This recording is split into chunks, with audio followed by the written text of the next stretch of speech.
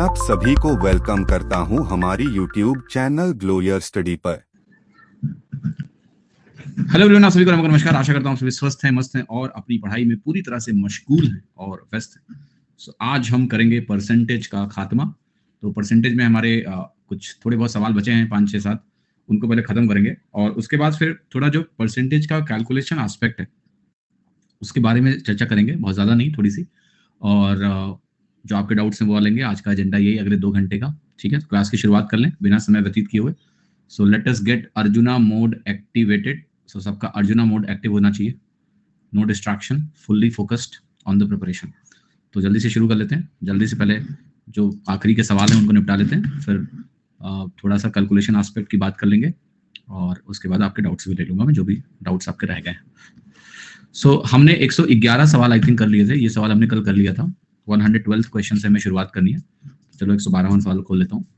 112 question. Question number 112 खुल गया। देखिए 13 हो गया, तो 112। तो लेटेस्ट से देखिए सवाल में क्या कह रहा है। सवाल कह रहा है कि एक गांव है और उस गांव में 2/3 मेल्स हैं, बाकी फीमेल्स हैं। 80% मेल्स, 70% फीमेल लिटरेट हैं, पढ़े लिखे हैं। 40% लिटरेट मेल्स, जो पढ़े लिखे मेल हैं उनमें 40%।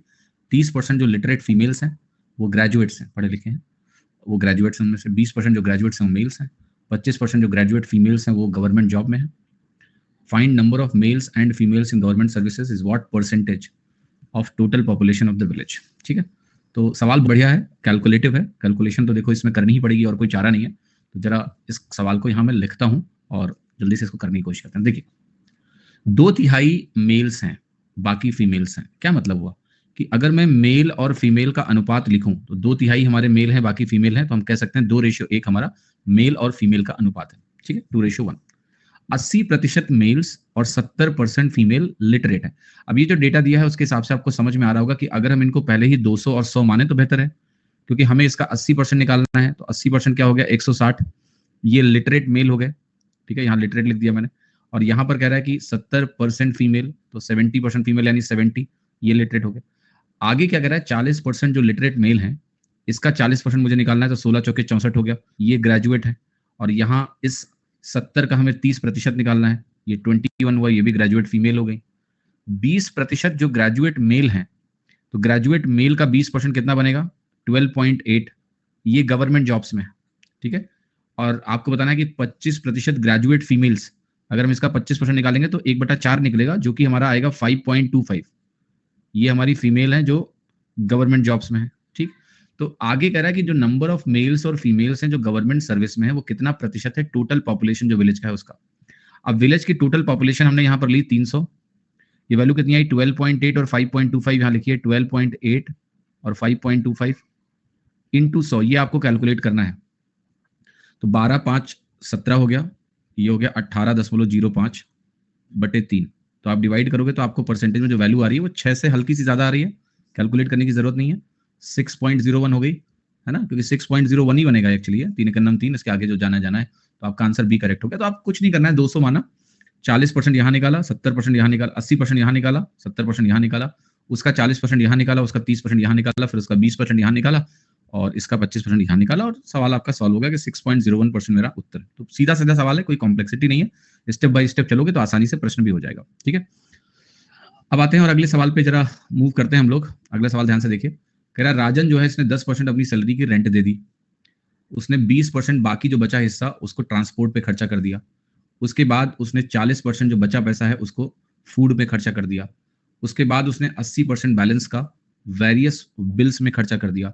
उसने डिपॉजिट किया फिर 5,000 रुपये बैंक में और बाकी जो बचा 1480 रुपये वो अपने एक्सपेंडिचर के लिए रख लिया। आपको बताना है कि उसकी मंथली सैलरी कितनी होने वाली है।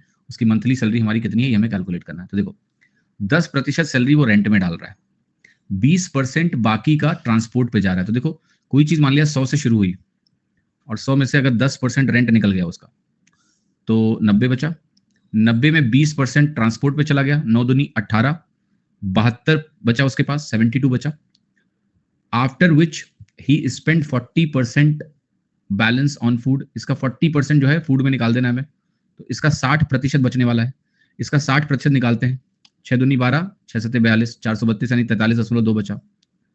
उसके बाद कह रहा है ही spend 80% of the balance on various bill, इसका 80% वो वेरियस बिल्स में खर्चा कर देगा, तो उसके पास बचने वाला है इसका 20%, मतलब 0.2 से गुणा करना है, तो ये हो गया 864, तो वैल्यू जो उसके पास बचने वाली 8.64। अब ये कह रहा है ये जो वैल्यू है इसको समझना है हमें कि इसमें से 5,000 रुपए वो बैंक में डालेगा और 1,480 रुपए अपने लिए बचाएगा। इसका सिंपल सा मतलब हुआ कि मेरे पास जो ये 8.64 यूनिट बच रहा है, ये पता है किसके बराबर है? ये इस 5,000 प्लस 1,480 के बराबर है, क्योंकि इसमें से 5,000 निकाला तो 1,480 बचा, तो मैं अगर टोटल देखूं तो ये वैल्यू मेरी 6480 के बराबर है, इतने यूनिट। और मुझे मंथली सैलरी निकालनी है तो मुझे 100 यूनिट का मान चाहिए, 100 यूनिट्स की मुझे वैल्यू यहां से कैलकुलेट कर लेनी है। ठीक है, 1000 मान के इजी होगा, ऐसा कुछ नहीं है, 1000 मानोगे तो 1 दशमलव कम होगा, बाकी कोई दिक्कत नहीं है, 100 मानने से भी ठीक है। ऐसे तो 10,000 मानो ताकि दशमलव दिखे ही ना तुमको। ठीक है, तो वो कोई फैक्टर नहीं है, वो बीच में बदलना है तो बदल लो, इट्स नॉट डिफिकल्ट थिंग। अब मुझे क्या करना है, इसको डिवाइड करना है, डिवीजन में थोड़ी बहुत मेहनत है वो कर लो। जैसे सबसे पहले दिख रहा होगा 8 से डिवाइड हो जाएगा, तो 8 से डिवाइड कर लो, 1.08 बनेगा। ओके, और 8 से अगर डिवाइड करेंगे तो 8 अट्ठाई 64 बना, और ये 10 बना। कितनी बार और जाएंगे ये मैं पूछ रहा हूं आपसे। ठीक है, 75,000 वैल्यू है, क्योंकि देखो अगर आप पूरी पूरी 8 बार चले जाओ तो आगे निकल जाओगे आप। और ये 64800 तो आंसर होना नहीं है, वो तो तब होता जब ये 10 गुना जाके कट जाता ना। इसलिए हमारा जो उत्तर है वो ए ही हो सकता है, और कुछ नहीं हो सकता। 8 बार जा ही नहीं सकते हम, तो मेरा आंसर सिर्फ ए हो सकता है। If you are interested you can figure it out. ठीक है, डिवाइड करके निकाल लो आप, 7 बार जाओ पहले। ठीक है, जैसे मैं इसको अगर डिवाइड करूं 810 बनेगा, 2 जीरो और लगा दो, और यहाँ 108 से डिवाइड करते हैं। तो आप चाहो तो पहले 9 से काट लो, 9 से काटेंगे तो 12 बनेगा, 9 से काटेंगे तो 9,000 बनेगा। अब 9,000 को 12 से काट लेते हैं, 12 सत्ते 84, 84 के बाद कितना बचा 6, तो 12 पंचे 60, 2 जीरो आ गया। एक यूनिट हमारा 750 आ गया, तो 100 यूनिट की वैल्यू कितनी होगी? 100 यूनिट की वैल्यू हमारी होगी 75,000। अगर आपको एक्जैक्टली सॉल्व करना तो आप ऐसे कर सकते हैं कि आपका आंसर हो गया 75,000, कोई मुश्किलात नहीं आएगी। अब हम आते हैं क्वेश्चन नंबर 114 पे, इसको बहुत ध्यान से हमें पढ़ना है, 114 नंबर सवाल। ओके, देखिए कह रहा है कि जो प्रेशर है एक गैस का एक क्लोज चैम्बर में वो डायरेक्टली प्रोपोर्शनल है 8.646480 के इक्वल कैसे हुआ? 5,000 अलग से डिपॉजिट किया, अलग से कहां से गौरव पैसा आएगा उसके पास? उसके पास 100 यूनिट का पैसा था बेटा।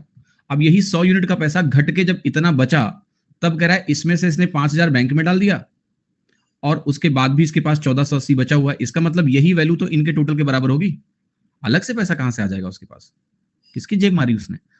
यही पैसा जो ये 80% यहाँ जो बैलेंस का उसने वेरियस बिल्स में खर्चा किया है ना, उसके बाद 5,000 इसी में से निकाल के बैंक में डाला, 1,480 बचा उसके पास, तो इसी का टोटल इसके बराबर है बेटा। ठीक है, समझ में आ गया ना? चलो 114वें सवाल पे आ जाओ। Okay, pressure of a gas in closed chamber is directly proportional to the temperature and inversely proportional to the volume under given conditions. If the temperature is increased by x% and volume is decreased by 20%, find x% if pressure is increased by 75%. तो देखो बहुत घबराने का विषय नहीं है। यहाँ कह रहा है कि जो प्रेशर है किसी भी गैस का वो डायरेक्टली प्रोपोर्शनल है टेम्परेचर के, इनवर्सली प्रोपोर्शनल है वॉल्यूम के, अंडर गिवन कंडीशंस। टेम्परेचर को मैं x% से बढ़ाऊंगा और वॉल्यूम को मैं 20% से कम करूंगा, तो बताना है कि अगर प्रेशर 75% से बढ़ रहा है तो क्या होगा। आपको अगर याद हो तो मैंने इसका सक्सेसिव रिलेशन समझाया था कि जब भी दो चीजें डिवीजन में होती हैं तो ये न्यूमरेटर वाला x% तो सीधा यहां आ जाता है, डिनोमिनेटर का -20% का हम ए बी पेयर निकालते हैं, तो ये -1/5 का जो ए बी पेयर होता है वो +1/4 होता है, तो यहां +1/4 लिखो, और इससे जो ओवरऑल ये क्वांटिटी है प्रेशर, इसका चेंज आ जाएगा जो कि 75% है। फिर एक बात समझाई थी कि सक्सेसिव में ऑर्डर इंपॉर्टेंट होता नहीं है, तो अगर ये +1/4 है और ये हमारा +x% है, तो इसको ऐसे भी लिख सकते हैं हम, ये वैल्यू हमारी 75% है। तो अगर मैं इसको 100 मानूंगा तो ये वैल्यू 125 आएगी और ये 175 आएगा, ये 50 का चेंज हुआ, तो जो x% है इसकी फ्रैक्शनल वैल्यू क्या आ गई? 50/125, 2/5, तो x की वैल्यू हमारी परसेंटेज में आ गई 40%, 40%। आंसर हो गया सी। बहुत सारे तरीके सवाल को करने के होंगे, यही एक तरीका नहीं होगा। जैसे एक तरीका हम ये भी अपना सकते हैं कि मेरा मान लेते हैं टेम्परेचर हमारा क्या पूछा गया वैसे, x, वही टेम्परेचर में परसेंटेज चेंज पूछा ना, तो आप ऐसे लिख सकते हो कि मेरा टेम्परेचर T है, उसको मैं x% से बढ़ाऊंगा तो 1 + x% हो जाएगा। वॉल्यूम को आपने क्या किया, 20% से गिराया तो वो 4/5 गुना हो गया। ओवरऑल वैल्यू अगर 75% से बढ़ी तो 75% का मतलब होता है +3/4, तो वैल्यू हमारी 7/4 गुना हो गई। ये मीनिंग है इसका।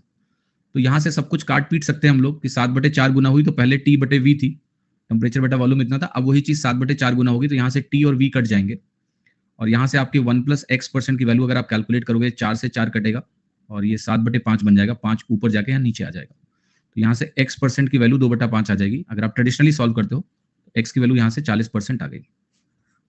ठीक, तो यहाँ से भी हम निकाल सकते हैं, बिल्कुल ट्रेडिशनल प्रोसेस देखें कि एक वैल्यू मेरी t/v है, 75% बढ़ेगी तो वो 7/4 गुना हो जाएगी। यहाँ भी मैंने लिखा कि टेम्परेचर को हमने x% से बढ़ाया, वॉल्यूम को हमने 20% से कम कर दिया, तो 20% से कोई भी चीज कम होती है तो वो 4/5 गुना हो जाती है। एंड इस तरह से हमारी x की वैल्यू 40% आ गई। इससे भी सॉल्व कर सकते हो, या ये मेथड जो मैंने आपको बता रखा है जिससे भी इस क्वेश्चन को सॉल्व किया जा सकता है। क्वेश्चन नंबर 115 पे आते हैं बच्चों। 115वां सवाल कह रहा है कि 3 आदमी हैं ए बी सी, ये 10%, 7% और 9% अपनी मंथली सैलरी का एक चैरिटेबल ट्रस्ट को क्या कर रहे हैं, डोनेट कर रहे हैं।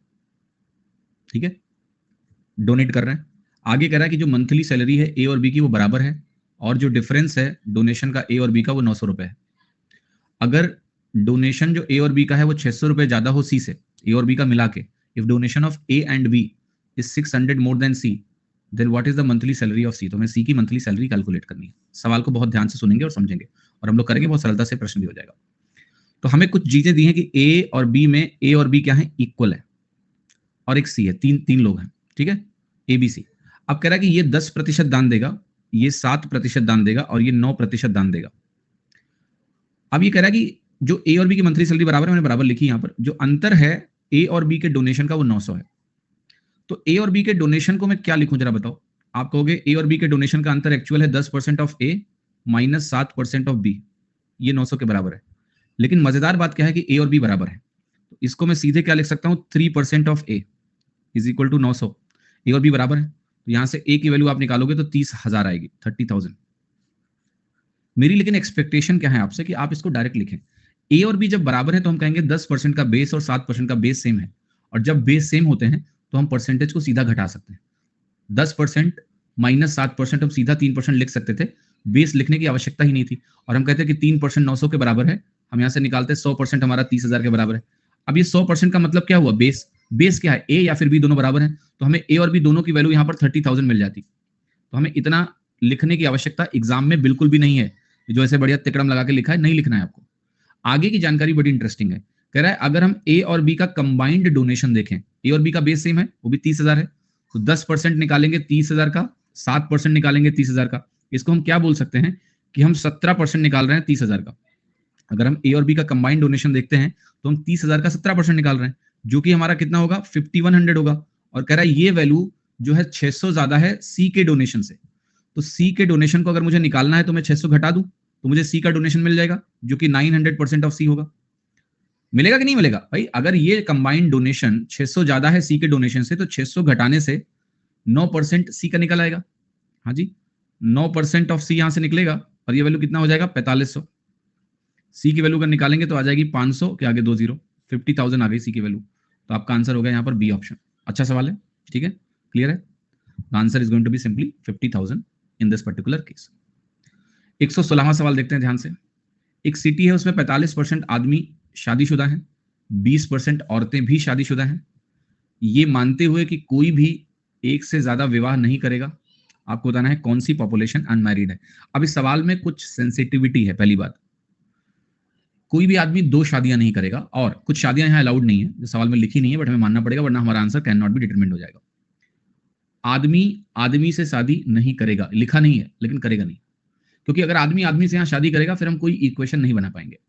फिर कितने आदमी ने आदमी से शादी कर ली हमें पता ही नहीं, answer can not be determined होगा। अगर होता तो हम लगा देते उसको, फिर क्लेम करके लड़ते। यहां हम ये भी नहीं मानेंगे कि औरतें औरतों से शादी कर लें, ये भी अलाउड नहीं है, right. This is also not allowed in this question. The only combination is कि a man will marry an women, यही अलाउड है बस, और एक ही शादी करेंगे, 2 शादियां नहीं करेंगे, एक आदमी 2 लोगों शादी कर ले। तो अब शादीशुदा जो जोड़े हैं जरा इनको समझते हैं। यहां 45% जो मेन है, इसको बोलूंगा एम, ये संख्या 20% डब्ल्यू के बराबर होनी चाहिए, इस बात को समझें। ये हम तभी लिख सकते हैं जब हम इन केसेस को कंसीडर ना करें, अगर करेंगे तो वो भी नहीं लिख पाएंगे। अगर एक पुरुष एक महिला से ही विवाह करेगा तो हर एक महिला अगर विवाहित है तो उसके करस्पॉन्डिंग कोई ना कोई पुरुष होगा। इसलिए हम कह सकते हैं कि जितने पुरुष विवाहित हैं दैट इज इक्वल टू जितनी महिलाएं विवाहित हैं। क्या ये कंडीशन समझ में आ रहा है? यस। यहां से आपको कुछ मिल रहा है कि मैन और वुमेन की पॉपुलेशन का रेशियो जो है वो 4:9 है, और इसके बगैर ये सवाल होना ही नहीं है। अगर आप ये नहीं निकाल पाते सवाल नहीं होगा। अब हम आगे बढ़ते हैं और समझते हैं सवाल को। कितने लोग अनमैरिड है, ये निकालने के लिए हम ये निकाल लें कितने लोग मैरिड है। अगर ये निकाल लें तो अनमैरिड परसेंटेज अपने आप आ जाएगा। समझते हैं इसको। अब मैं क्या करूंगा, ये जो 4:9 मैंने लिखा है, चूंकि मुझे यहाँ 45% और 20% निकालना है, क्यों ना हम इसको 40 और 90 एज्यूम कर लें कि 40 पुरुष हैं और 90 महिलाएं हैं। यस। अब देखो, आपको पता है कितनी महिलाओं का विवाह हो चुका है? 20%। तो क्या 18 महिलाओं का विवाह हो चुका है? यस। पुरुष कितने हैं? वो भी 45% है, वो भी 18 ही आएगा। तो विवाहित लोग इसमें 36 लोग हैं। टोटल पॉपुलेशन हमारी 130 की है। 130 में 36 लोगों का विवाह हो चुका है। तो अगर ये प्रतिशत हम निकालें विवाहित लोगों का, तो बहुत सिंपली हम निकाल पाएंगे कि ये 360/13 है।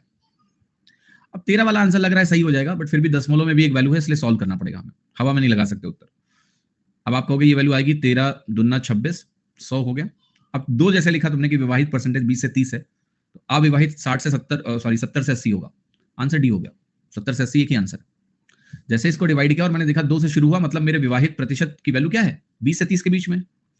तो अविवाहित 70 से 100 के बीच में होंगे। खैर निकाल लेते हैं। अब 13 दूना 26, 100 बचा। 13 सत्ते 91, 9 बचा। ये वैल्यू हो गई जो विवाहित पुरुष है। पुरुष नहीं, विवाहित पॉपुलेशन।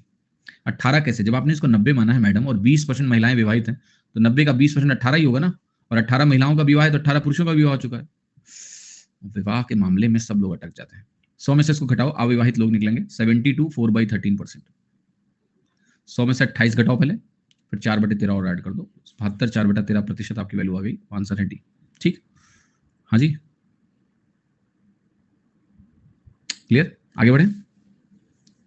मैरिड लोगों का रेशियो होगा, मैरिड लोगों का रेशियो थोड़े ना है मैडम, ये 40 और 90 इज द टोटल पॉपुलेशन। 90 का 20% ही केवल शादीशुदा है, बाकी तो अविवाहित। ये टोटल वैल्यू मैंने मानी है। ये जो 4:9 है, ये विवाहित लोग नहीं है। विवाहित लोगों में 45%, विवाहित लोगों में 20%। तो ये रेशियो टोटल का है। आप यूट्यूब पर जैसे क्लास लेते हैं वैसे यहां नहीं लेते हैं क्या? मतलब चंदन जी थोड़ा एक्सप्लेन करो, तुम्हारी प्रॉब्लम समझ में नहीं आ रही है मुझे। यूट्यूब पे कैसे लेते हैं, यहाँ कैसे लेते हैं? अच्छा, वो जो खड़े होके लेते थे, ओके। वो खड़े होके पढ़ाते थे ना डिजिटल बोर्ड पे, उसमें क्या कुछ अलग पढ़ाते हैं क्या? है? नहीं, ये मोड ऑफ टीचिंग ज्यादा बेहतर है। जिन्होंने 10-15 क्लास कर ली उनसे पूछो, ज्यादा बढ़िया है। फील आता है। कहां पर? यूट्यूब पर। और यहां फील नहीं हो रहा है। अच्छा अच्छा अच्छा, फीलिंग का मामला है। ओके। तो जिनको फील आ रहा है नहीं आ रहा है वो सीखते नहीं है क्या?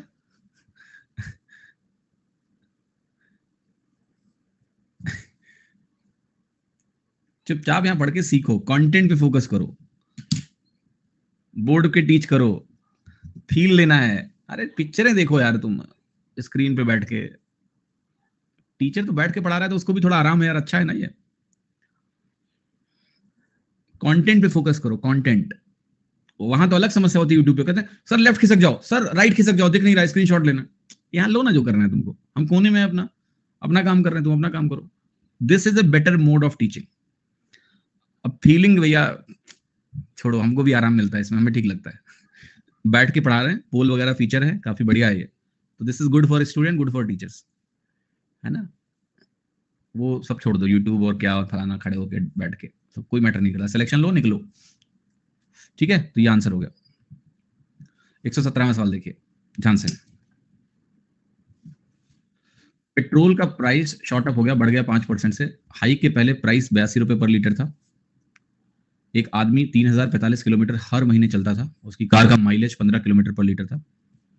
What is the increase in the monthly expenditure on the man's travel due to hike in the petrol prices. ठीक है, धीरज जी पढ़ लें प्लीज। हमें पता था कि अभी एक सवाल का मैं उत्तर दूंगा, 4 सवाल इधर उधर के आने लगेंगे। ठीक है, अब देखो लोगों का दायरा बढ़ गया, अब धीरज जी का सवाल अलग ही आ गया बिल्कुल। अभी कुछ देर बाद पूछेंगे आपकी तबीयत कैसी है सर, आपने लंच क्या किया था बताओगे? फिर कुछ आपकी एज कितनी है सर? अच्छा लव स्टोरी सुना दीजिए सर अपनी। अच्छा सर कॉलेज में आप बताओ, कॉलेज लाइफ आपकी कैसी थी? हाँ ठीक है। बेटी कैसी है सर आपकी? अच्छा मैडम को सर कभी दिखाइए, मैडम को कभी नहीं दिखाया। सर कहाँ के रहने वाले हो आप? किस प्रदेश के हो? अभी कहाँ हो सर आप? अच्छा अच्छा अच्छा अच्छा, सर खड़े होकर क्यों नहीं पढ़ाते हो आप? चलो सवाल करते हैं, बहुत बढ़िया सवाल है ये। प्राइस पेट्रोल का 5% से बढ़ा। हाइक के पहले प्राइस 82 रुपए पर लीटर था। एक आदमी 3045 किलोमीटर हर महीने ट्रेवल करता है और उसकी कार का जो माइलेज है वो 15 किलोमीटर पर लीटर है, मतलब हर लीटर 15 किलोमीटर। मंथली जो एक्सपेंडिचर है वो कितने से बढ़ेगा? पेट्रोल की चूंकि प्राइस बढ़ी और प्राइस के बढ़ने से जाहिर सी बात है खर्चा बढ़ा, तो वही पूछ रहा है कि कितना बढ़ा ये बता दो। तो 5% बढ़ा वो बात ठीक है, तो हम ये निकाल लेते हैं पहले कि पहले कितना खर्चा था उसका 5% हमें बढ़ा देना है बस। क्योंकि उसने ये नहीं बोला है कि हमें कंजम्पशन कम करना है, नहीं करना है, ठीक है। तो आपको करना क्या, बेसिकली 82 रुपए प्रति लीटर था, लेकिन कितने लीटर था ये निकालना पड़ेगा। 3045 किलोमीटर बटे 15 किलोमीटर पर लीटर से नंबर ऑफ लीटर्स निकले और 82 रुपए रेट है। तो ये था हमारा ओवरऑल खर्चा पहले। अब ये खर्चा 5% से बढ़ के 21/20 गुना हो जाएगा। ये हमने 5% बढ़ा भी दिया इसको। यही मेरा उत्तर है, जो भी आंसर आएगा इसी को हमें लगा देना है। 21/20 बढ़ जाएगा, 21/20 गुना हो जाएगा। तो 15 से काटें, 15 दूना 30, 15 तियां 45, ये हो गया। अब इसी की कैलकुलेशन करनी है और हमारा आंसर यहीं से आने वाला है। चलो करें। तो 82 को हम काट रहे हैं किससे? 203 से गुणा कर रहे हैं, कर लेते हैं पहले, आसान है। 82 को आप 2 गुना करोगे तो 82 दूना 164 आएगा, तो 16,400 बनेगा इसे। 82 को 3 से गुणा करेंगे 246 आएगा। तो अगर मैं इफेक्टिवली बात करूं कि वैल्यू किसके बराबर है, तो ये 16,646 के बराबर है। ओके, 16,646।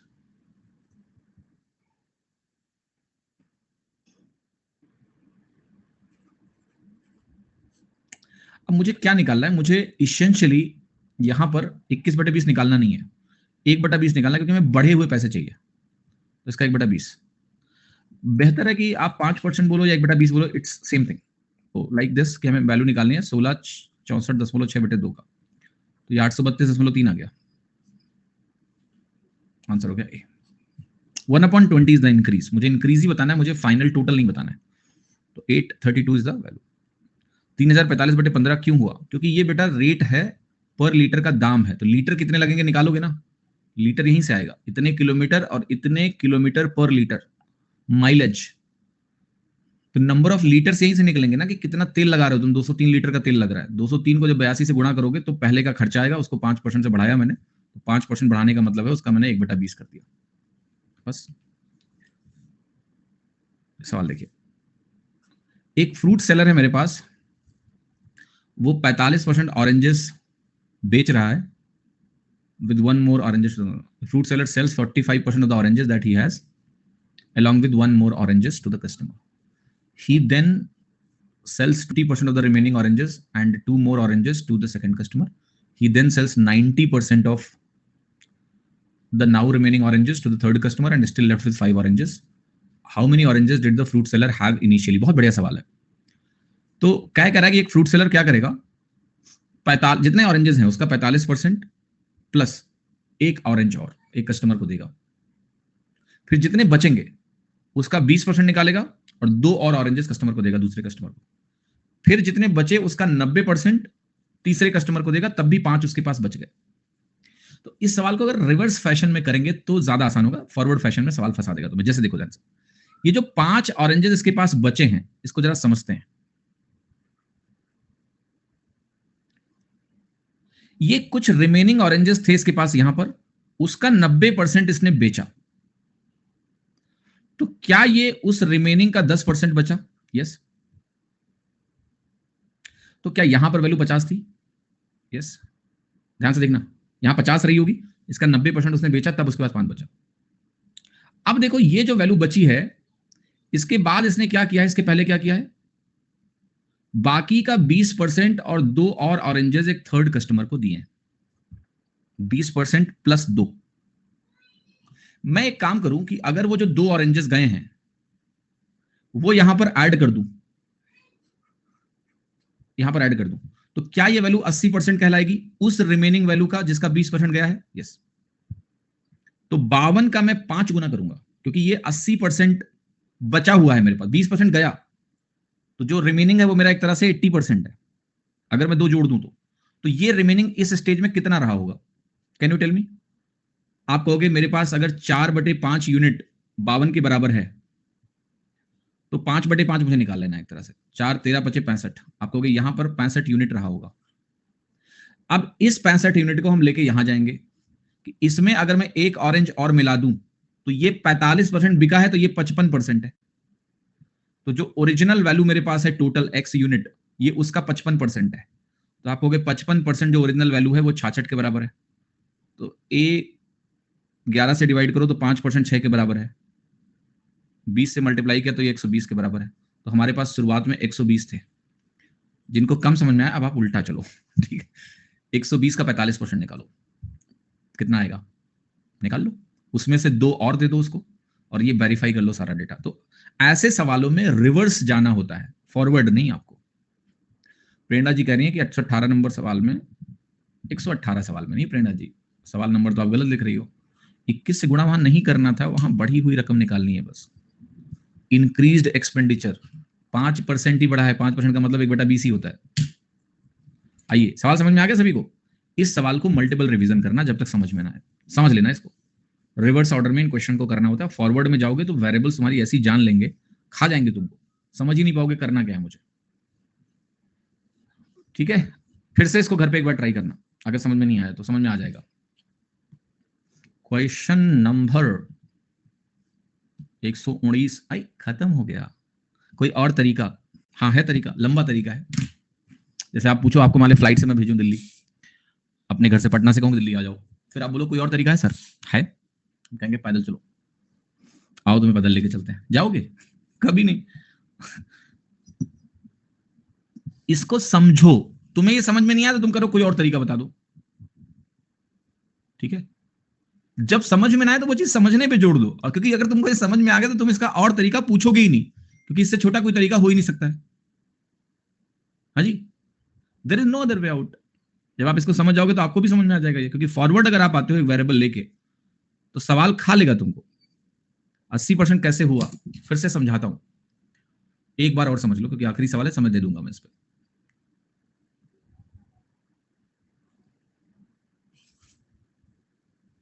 देखो मैं ये कह रहा हूं कि आखिरी में 5 जो बचा उसके बारे में क्या बोला गया है। उसने बोला गया कि पहले जो रिमेनिंग वैल्यू इसके जस्ट पहले थी उसका 90% बेचने के बाद इसके पास 5 बचा, तो यहां पर जो रिमेनिंग वैल्यू थी उस वैल्यू का 10% 5 के बराबर है।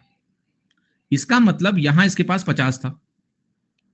फिर मैं इसके पहले की कहानी सुन रहा हूं तो उसमें कह रहा है कि वो आदमी 20% +2 बेच रहा है, 20% +2 बेच रहा है, यानी ये 80% -2 के बराबर है 50। ऐसे समझ लो 20% +2 तुमने बेच दिया तो ये 80% -2 के बराबर है। मैं वही बोल रहा हूं कि अगर 2 मैं इसमें जोड़ दूं वो वाला तो ये वैल्यू 80% के बराबर है।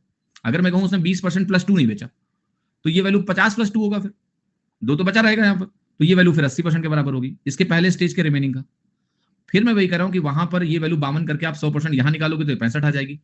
फिर यहां कह रहा है ये जो बेच रहा है वो 45% +1 बेच रहा है। मैं कहूंगा मान लिया वो +1 नहीं बेचता तो ये वैल्यू 1 यहां बची होती है, 66 होता, और ये वैल्यू 55% बची होती। देयरफॉर 55% जो है ये 66 के बराबर है, 5% 6 के बराबर है, 100% 120 के बराबर है। आंसर हो गया आपका, ठीक है। अब मैं आता हूं, मुझे कुछ कैलकुलेशन एस्पेक्ट सिखाने हैं आपको, वो सीख लो पहले।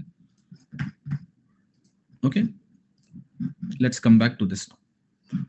Late me import some of the blank pages and I will explain you some of the. क्या मैंने आपको कंपैरिजन ऑफ फ्रैक्शंस बताया था इस क्लास में कि फ्रैक्शन का कंपैरिजन कैसे करेंगे? नहीं ना, बोला था करेंगे, ठीक है। तो मैं आपको यहां पर थोड़ा सा कंपैरिजन ऑफ फ्रैक्शन सिखाऊंगा, ऑल्दो वो मेरी एक स्पेशल क्लास में सीरीज चल रही है आर्ट ऑफ कैलकुलेशन की, वो भी आपको फॉलो करना है, बट फिर भी मैं यहां पर भी उसको थोड़ा सा ब्रीफ करूंगा, क्योंकि पेड कोर्स में भी वो चीज होनी है। एक बेसिक एस्पेक्ट तो उसका मैं यहाँ पर आपको बताऊंगा कि कोर्स का हिस्सा रहे, रिवीजन में कभी आप मिस उसको ना करें, ठीक है। तो just give me a moment, मैं थोड़ा सा उसको यहाँ पर समझाता हूँ। ओके, दूसरा यहाँ कुछ नहीं कराएंगे, ठीक है। दूसरा क्या होता है, तो पहले तो एक चीज सभी को समझना है कि एक मैं सीरीज चला रहा हूं आर्ट ऑफ कैलकुलेशन की, AOC, क्या नाम है उसका? Art of calculation.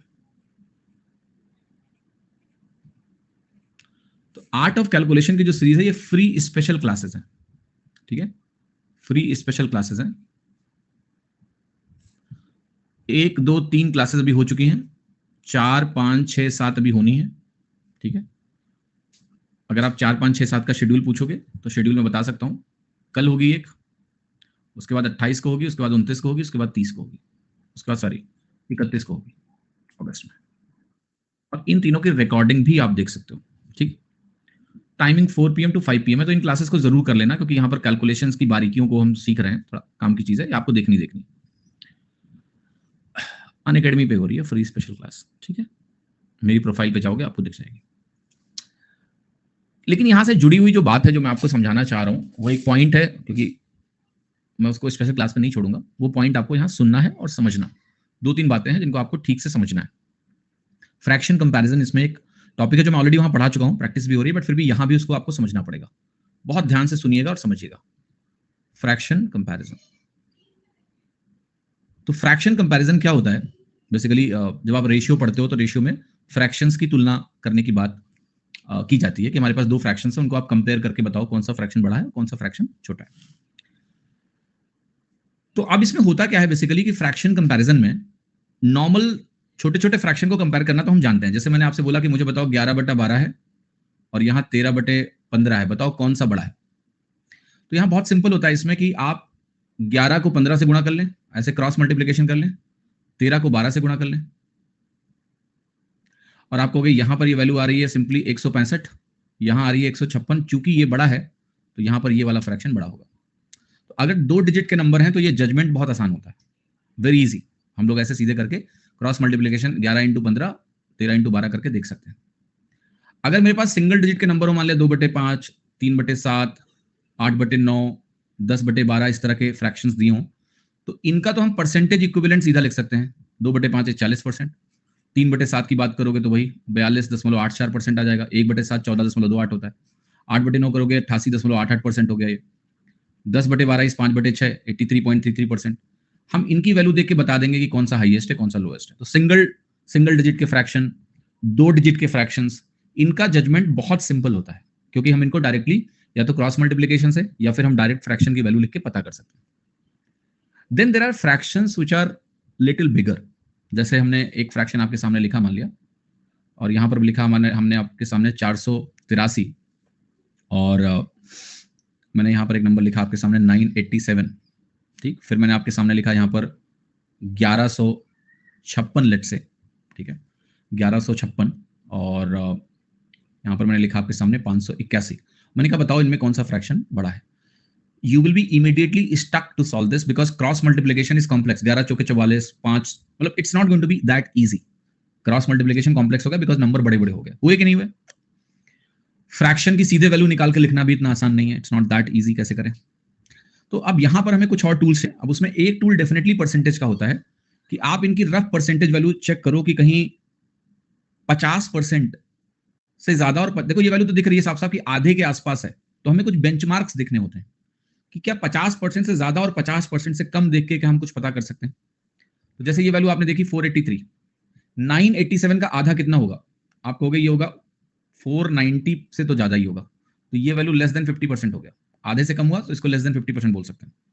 1156 की अगर हम बात करें तो ये वैल्यू 578 है, ठीक है, 550 का दुगना 1100 और 56 का आधा 28, तो ये वैल्यू आधे से बड़ी हो गई, तो ये वैल्यू मोर देन 50% हो गई। तो यहां हम बोल सकते हैं कि भाई दूसरा वाला फ्रैक्शन 50% से बड़ा है, पहला वाला फ्रैक्शन 50 से छोटा है, तो दूसरा पहले से बड़ा है। ऑल्दो ये कॉम्प्लेक्स था, ये परसेंटेज की छोटी सी नॉलेज आपको ये मदद कर रही है कि हम बोल पाए कि हमारा जो दूसरा फ्रैक्शन है वो हमारे पहले फ्रैक्शन से बड़ा है। समझ में आया कि नहीं? This is the first application of fraction comparison, कि हम सीधे ये देखने की कोशिश करें कि हमारे ओवरऑल फ्रैक्शन की वैल्यू मोटी मोटी कितनी है। तो ये हमारा 50 से कम, ये 50 से ज्यादा, हमने एक क्लियर डिफरेंशिएशन करके बता दिया कि दूसरा हमारा पहले से बड़ा है। ट्रू और नॉट? यस से यस, ये समझ में आया? अब जैसे मैं आपको एक छोटा सा एग्जांपल और देता हूं, अगर मैं आपको एक रैंडम कुछ फ्रैक्शन दिखाऊं, ठीक है, तो देखिएगा ध्यान से। अभी मैं कुछ फ्रैक्शन आपको दिखा रहा हूं, डिजिट 20% हुआ, तो अभी आप संभावनाओं में मत जाइए रोहित, संभावनाओं में मत जाओ। ऐसे जो मैं समझा रहा हूं पहले उसको समझो। 2 फ्रैक्शन दिए थे, एक 50 से कम है, एक 50 से ज्यादा है, तो आप क्लियरली ये बोल पाए ना कि भाई हमारा कौन सा फ्रैक्शन बड़ा है, कौन। जैसे मैं जो समझा रहा हूं उसको समझना। जैसे ये आपके फ्रैक्शंस लिखे हैं 4, अब इन चारों फ्रैक्शंस में कौन सा बड़ा है कौन सा छोटा है, ये सिंपली परसेंटेज से निकल जाएगा। निकालो, 4/7, 1/7 14.28 होता है। 4/7 क्या होगा? आप कहोगे ये सिंपली हो जाएगा 57 1/7% होता है आपका। दूसरी वैल्यू 3/5 आपका 60% है। 4/9 की बात करोगे 11.11 44.44% हो गया। 2/5 आपका 40% हो गया। तो चूंकि आपको इनके डायरेक्ट सिंगल डिजिट में, तो हम ऐसे लिख सकते हैं, हाईएस्ट वैल्यू हमारी 3/5 हो गई। उसके बाद हमारी जो वैल्यू आई वो ये आई 4/7, 3/5, 4/7, 4/9, 2/5। सी ऑप्शन करेक्ट हो गया, बिकॉज केवल परसेंटेज टू फ्रैक्शन का ज्ञान होने से हम इसको लगा सकते हैं, इसमें कोई तकलीफ नहीं है हमको। फिर मैं समझा रहा हूं, जैसे हमारे पास थोड़े कॉम्प्लेक्स फ्रैक्शंस आएंगे, मैं उन पर धीरे धीरे करके मूव कर रहा हूं। जैसे इस तरह के फ्रैक्शंस हमारे सामने अभी लिखे हैं, परसेंटेज कैसे निकाल रहे हैं इसका। अंकित, आप पहले परसेंटेज ठीक से रिवाइज करो, आपने रिवीजन किया नहीं ठीक से। लेस देन 50% मतलब नीचे के आधे से कम, नीचे के आधे से ज्यादा। आधा तो महसूस हो रहा है ना ये वैल्यू देख के कि आधे के आसपास है। मैंने आपको 10% रेंज की बात करी है। 10% रेंज में एक बहुत इंपॉर्टेंट एस्पेक्ट होता है ये देखना कि मेरा नंबर 50 के ऊपर है 50 के नीचे, क्योंकि वो डायरेक्टली ऑब्जर्व कर सकते हो हाफ निकाल के। सो एनीवे, अब मैं थोड़ा आगे बढ़ूंगा, मैं आगे एग्जांपल्स आपको देता हूं धीरे धीरे करके। पहले देखिए एक चीज समझ में आई। अब मेरे पास कुछ रैंडम फ्रैक्शंस हो सकते हैं, उनको कैसे कंपेयर करेंगे। जैसे मैंने कहा मेरे पास एक न्यूमरेटर है और एक डिनोमिनेटर है, इसके रेस्पेक्ट में समझने की कोशिश करते हैं। मैंने कहा मैंने न्यूमरेटर को बढ़ा दिया और मैंने डिनोमिनेटर को बदला ही नहीं, कौन बड़ा होगा? डेफिनेटली ये बड़ा होगा। जैसे मैंने कहा मेरे पास एक नंबर है 123/155, मैंने डिनोमिनेटर को बदला ही नहीं और मैंने न्यूमरेटर को 125 कर दिया। अगर मैंने न्यूमरेटर को बढ़ाया, डिनोमिनेटर को बदला ही नहीं, तो ये बड़ा होगा। सिंपल हो गया। फिर हमने कहा कि हमने न्यूमरेटर बटा डिनोमिनेटर है, डिनोमिनेटर को हमने नहीं बदला और हमने न्यूमरेटर को क्या कर दिया? कम कर दिया। तो डेफिनेटली डिनोमिनेटर का चेंज नहीं हुआ, न्यूमरेटर कम नहीं हुआ, तो फ्रैक्शन कम हो जाएगा। जैसे आपने कहा मेरे पास 123/155 है, हमने न्यूमरेटर को 121 कर दिया, डिनोमिनेटर को छुआ ही नहीं, न्यूमरेटर कम किया आपने, फ्रैक्शन छोटा हो जाएगा। फिर हमने कहा कि हमारे पास एक न्यूमरेटर बटे डिनोमिनेटर है, हमने न्यूमरेटर को टच नहीं किया, हमने डिनोमिनेटर को बढ़ा दिया। ये मैं मान के चल रहा हूं कि both n and d more than 0 है, नेगेटिव नहीं। आपने न्यूमरेटर डिनोमिनेटर को छुआ नहीं, डिनोमिनेटर को आपने बढ़ाया। जब डिनोमिनेटर बढ़ता है तो ये फ्रैक्शन को गिराता है, तो ये वैल्यू कम होगी, पहले वाली ही बड़ी होगी। जैसे मैंने कहा मेरे पास 123/155 है और मैंने न्यूमरेटर को छुआ ही नहीं, लेकिन मैंने 155 को क्या कर दिया? बढ़ा दिया। लेट्स से मैंने इसको 158 कर दिया, तो ये बढ़ेगा तो ओवरऑल वैल्यू छोटी हो जाएगी, तो पहला ही बड़ा होगा। फिर हमने कहा मेरे पास न्यूमरेटर है, डिनोमिनेटर है, मैंने न्यूमरेटर को छुआ ही नहीं और डिनोमिनेटर को क्या किया? घटा दिया। अगर मैं डिनोमिनेटर को कम करूंगा तो डिनोमिनेटर जब कम होता है तो फ्रैक्शन को बढ़ा देता है, न्यूमरेटर छोटा है, तो ये वैल्यू बड़ी होगी। जैसे हमने कहा 123/155 है, हमने डिनोमिनेटर को उठा के 151 कर दिया, कम कर दिया, ऊपर कुछ बदला ही नहीं। डिनोमिनेटर कम होता है तो फ्रैक्शन को बढ़ा देता है, तो ये वैल्यू बड़ी हो जाएगी। ठीक है, that's how the process is. यहां हम कुछ सॉल्व नहीं कर रहे हैं, हम बस देख रहे हैं कि न्यूमरेटर बड़ा है कि डिनोमिनेटर, मतलब क्या हो रहा है उस प्रोसेस पे हम डायरेक्टली फ्रैक्शन लिख पाएंगे बिना एक्चुअली कैलकुलेट किए हुए।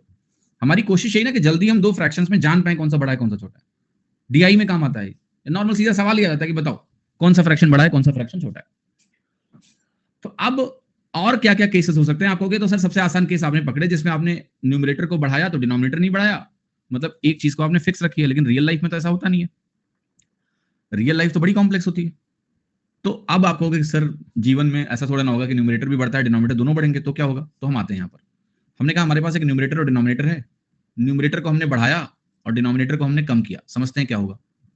एग्जाम्पल देखना, 122/161, इसको हमने किया 123, और sorry not like this but rather like this. Numerator को बढ़ाओ और डिनोमिनेटर को कम करो, दोनों बदल रहे हैं, दोनों चेंज हो रहे हैं। न्यूमरेटर को बढ़ाया, डिनोमिनेटर को कम किया। अब हम दोनों के इफेक्ट को चेक करेंगे। न्यूमरेटर जब बढ़ता है तो फ्रैक्शन को बढ़ाना चाहता है, डिनोमिनेटर जब घटता है तो ये भी फ्रैक्शन को बढ़ाना चाहता है।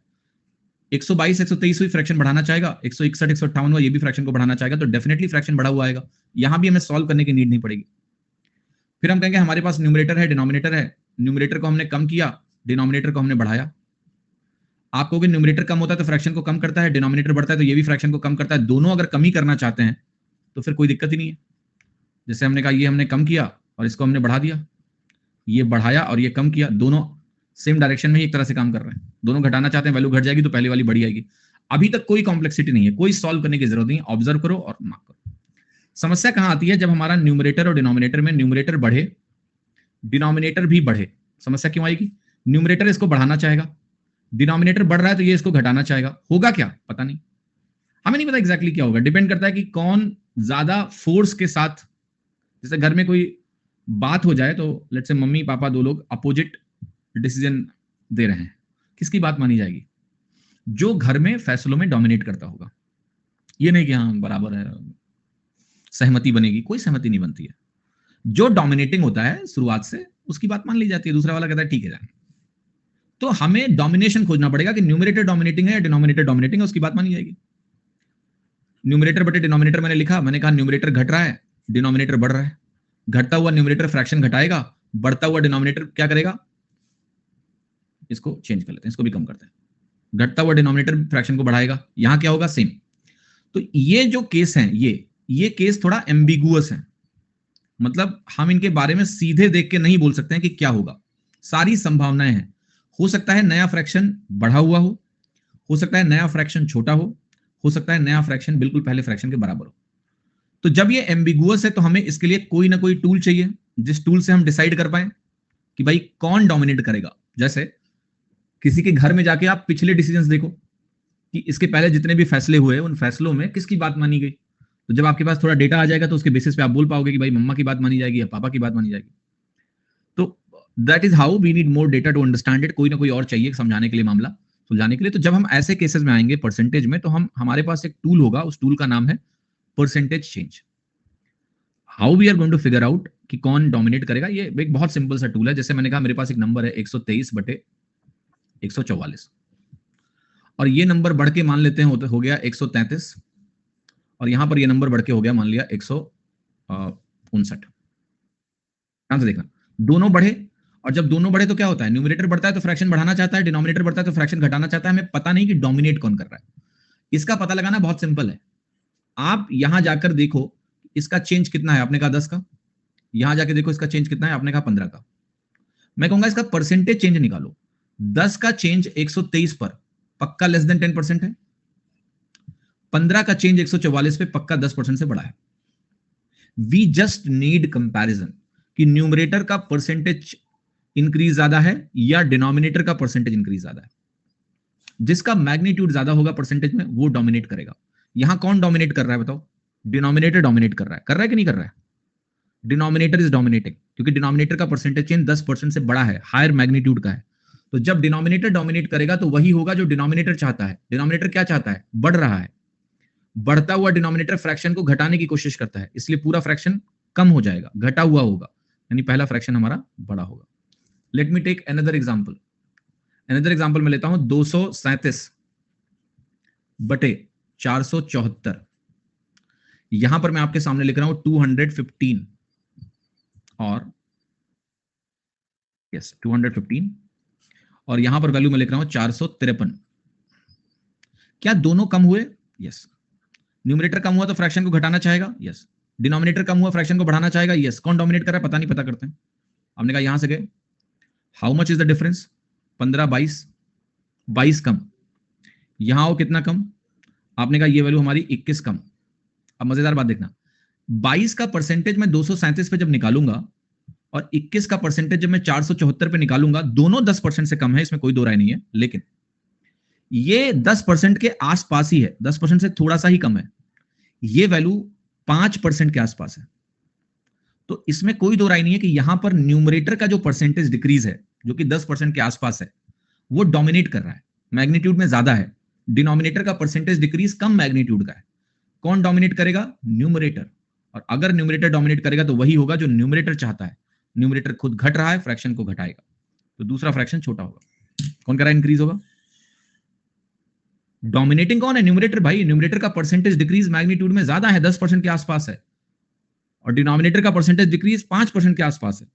तो डेफिनेटली द फोर्स और the percentage change of numerator is more, dominating है, वही होगा जो वो चाहेगा। वो खुद घट रहा है, और घटता हुआ न्यूमरेटर फ्रैक्शन को घटाने की कोशिश करता है, एंड देयरफॉर जो नया फ्रैक्शन होगा वो घटा हुआ होगा। आप देखो हम कोई एक्चुअल कैलकुलेशन नहीं कर रहे हैं। रोहित कह रहे हैं हम परसेंटेज क्यों देख रहे हैं, ये तो सिंपल डिफरेंस से पता चल जाएगा। आप बताइए कैसे पता चल जाएगा रोहित, सिंपल डिफरेंस से। 237 बटे 474 मैंने यहां लिखा, और 215 बटे 453 यहां लिखा। आप मुझे बताओ, आप अपना तरीका बताओ, डिफरेंस निकाल के मुझे बताओ। क्विक प्लीज, जल्दी बताओ। मेरी स्पीड भी आपको मैच करनी पड़ेगी ना फिर। मैं समझ रहा हूं आप क्या बोल रहे हो, आप कभी ये मत सोचो कि आप जो बोल रहे हो मुझे नहीं पता है। तो अगर मैं कुछ बता रहा हूं और इतना ध्यान देके बता रहा हूं तो उसमें वैल्यू है। बताइए कितना जल्दी आप पता कर लोगे इसमें कि कौन सा बड़ा है। निकालो, अंतर निकालो। ये ध्यान रखना डिफरेंस निकालने में भी वक्त लगता है। निकालो और बताओ, क्विक प्लीज।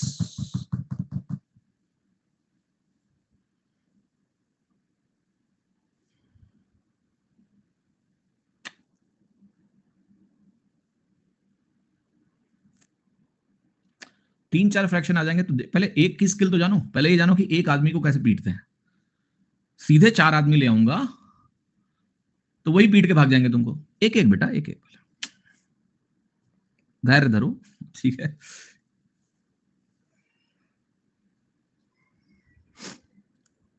हाँ जी, चलो आगे बढ़ जाते हैं।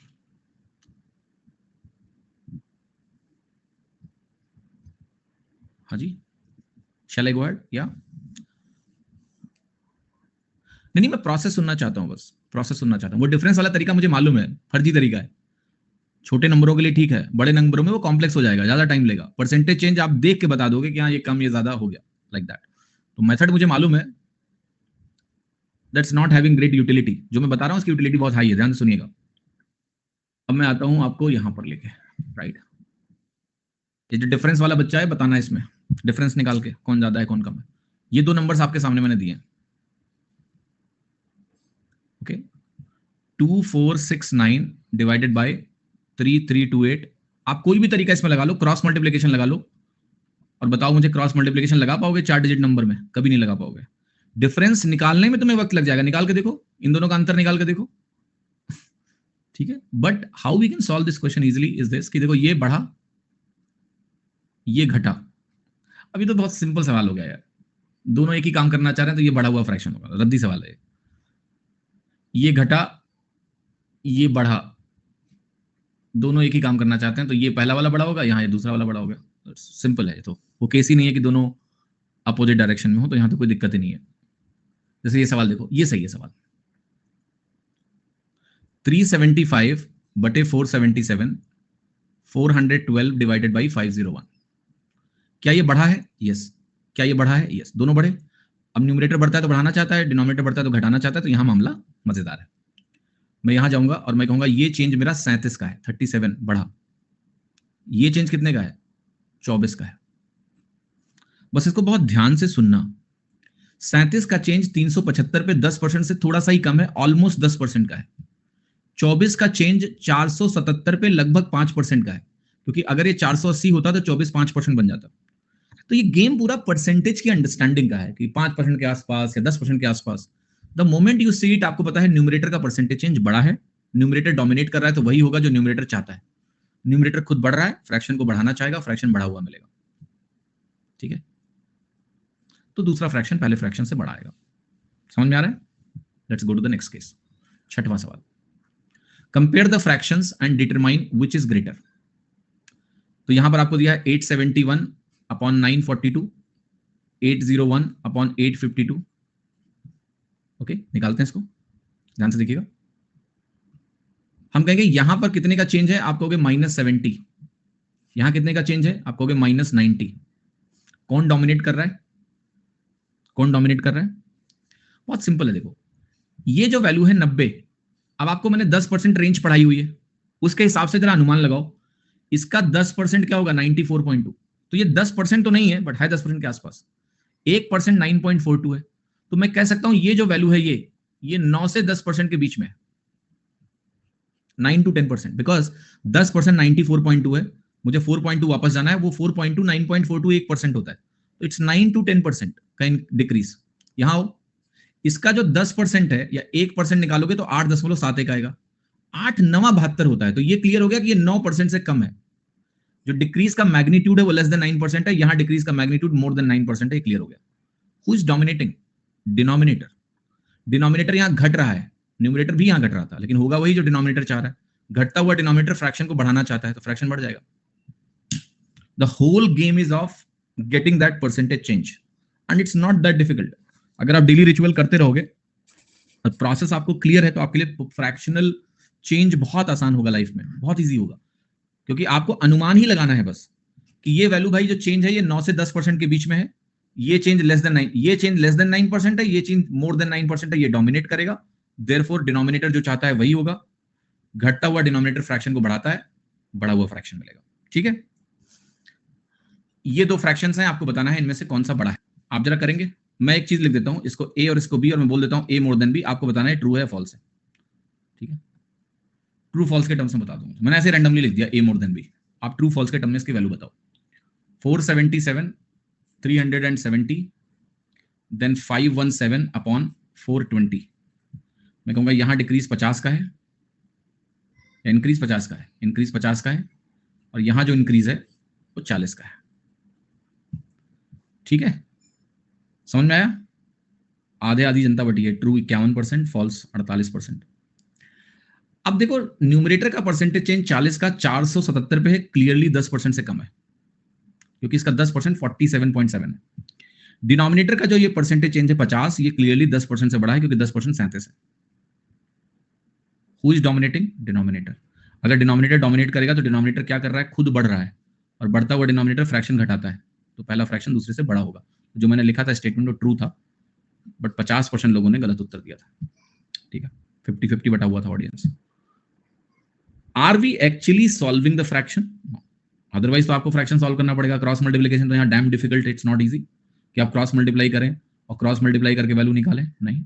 क्या इसका परसेंटेज सॉल्व करना आसान है? नहीं। बट परसेंटेज चेंज सॉल्व करना मुश्किल नहीं है, आसान है, कर लेंगे उसको। ठीक है, क्वेश्चन नंबर 8 देखिए, फिर से मैं लिख देता हूं ए और बी, और ए मोर देन बी। ट्रू और फॉल्स में आप उत्तर कर सकते हैं, बाद में चेक कर लेना क्या सही है। तो 257 है यहां हमारा 310 है, यहां 282 है, और यहां 335 है, और आपने कहा ये भी बढ़ा, और आपने कहा ये भी बढ़ा, और देखते हैं कि क्या बढ़ा, कैसे बढ़ा। आपने कहा यहां 25 का बदलाव है, यहां भी 57 से 25 का ही बदलाव है। अब मजेदार बात क्या है कि अगर बदलाव दोनों जगह सेम है, तो जिसका बेस छोटा होगा वो परसेंटेज बड़ा होगा। तो यहां क्लियरली एक चीज क्लियर हो गई कि न्यूमरेटर डोमिनेट कर रहा है। क्यों? क्योंकि 25 का 257 पे परसेंटेज निकालो, और उसी 25 का 310 पे परसेंटेज निकालो, तो जिसका बेस बड़ा है वहां परसेंटेज छोटा आना ही आना है, तो न्यूमरेटर डोमिनेट कर गया सीधे। ठीक है, न्यूमरेटर डोमिनेट करेगा तो बढ़ता हुआ न्यूमरेटर फ्रैक्शन को बढ़ाता है, तो ये दूसरा फ्रैक्शन बढ़ाएगा। तो ये जो स्टेटमेंट मैंने लिखा था ये फॉल्स था। फॉल्स केवल 43% लोगों ने बोला था। ठीक है, बाकी सबने ट्रू बोला था। क्यों बोला था ये आप खुद देखो। 9वां सवाल देखिए, यहां भी मैं रैंडमली लिख देता हूं ए मोर देन बी, आपको बताना है कि ट्रू है या फॉल्स है, so that you can compare it later. 452 बटे 370 मैंने यहां लिखा, यहां मैंने लिखा 440 बटे 358। दोनों डिक्रीज हो रहे हैं, yes. What is the magnitude of decrease? ये 12 से डिक्रीज हुआ, ये वैल्यू भी हमारी 12 से डिक्रीज हुई। ठीक है, अब आपको पता है कौन ज्यादा डिक्रीज होगा? डिनोमिनेटर, क्योंकि डिनोमिनेटर का बेस छोटा है, चेंज बराबर है, बेस यहां छोटा है, ये डोमिनेट करेगा। अगर ये डोमिनेट करेगा, कम हो रहा है, तो फ्रैक्शन को बढ़ा देगा, तो दूसरा फ्रैक्शन बढ़ाएगा, तो स्टेटमेंट अगेन फॉल्स है। और 50.7% लोग ही बोल रहे हैं कि ये स्टेटमेंट फॉल्स है। 440/358 इज ग्रेटर, यस।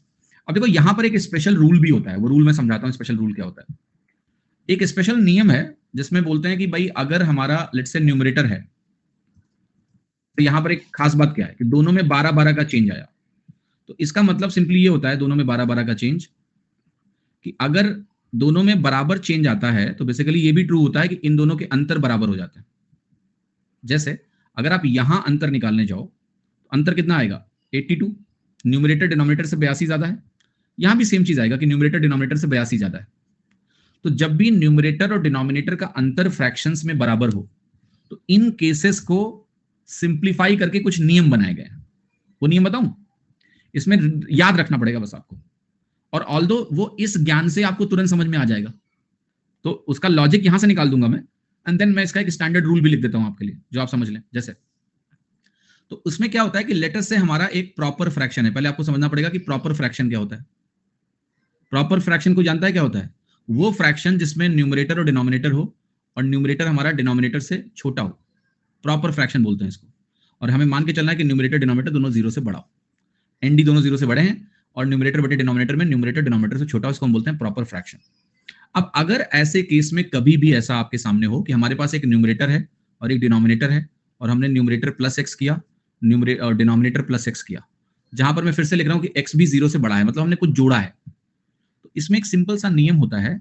इसमें देखो क्या प्रॉपर्टी है, न्यूमरेटर और डिनोमिनेटर का अंतर दोनों फ्रैक्शन में सेम है कि नहीं है। जब दोनों में सेम सेम चीज जोड़ोगे, तो जो अंतर यहां होगा वही अंतर यहां होगा। तो पहचानने का तरीका यह है कि मैंने एक नंबर लिखा आपके सामने 11/17 प्रॉपर फ्रैक्शन, दूसरा नंबर मैंने आपके सामने लिखा 19/25।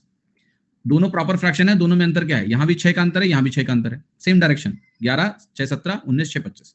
अब इस केस में क्या होता है कि जिसका न्यूमरेटर बड़ा होता है वो फ्रैक्शन बड़ा होता है, या जिसका डिनोमिनेटर बड़ा है वो फ्रैक्शन बड़ा होगा। लॉजिक कैसे आएगा? बहुत सिंपल है। तुमने कहा यहां x बढ़ा, तुमने कहा यहां भी x बढ़ा।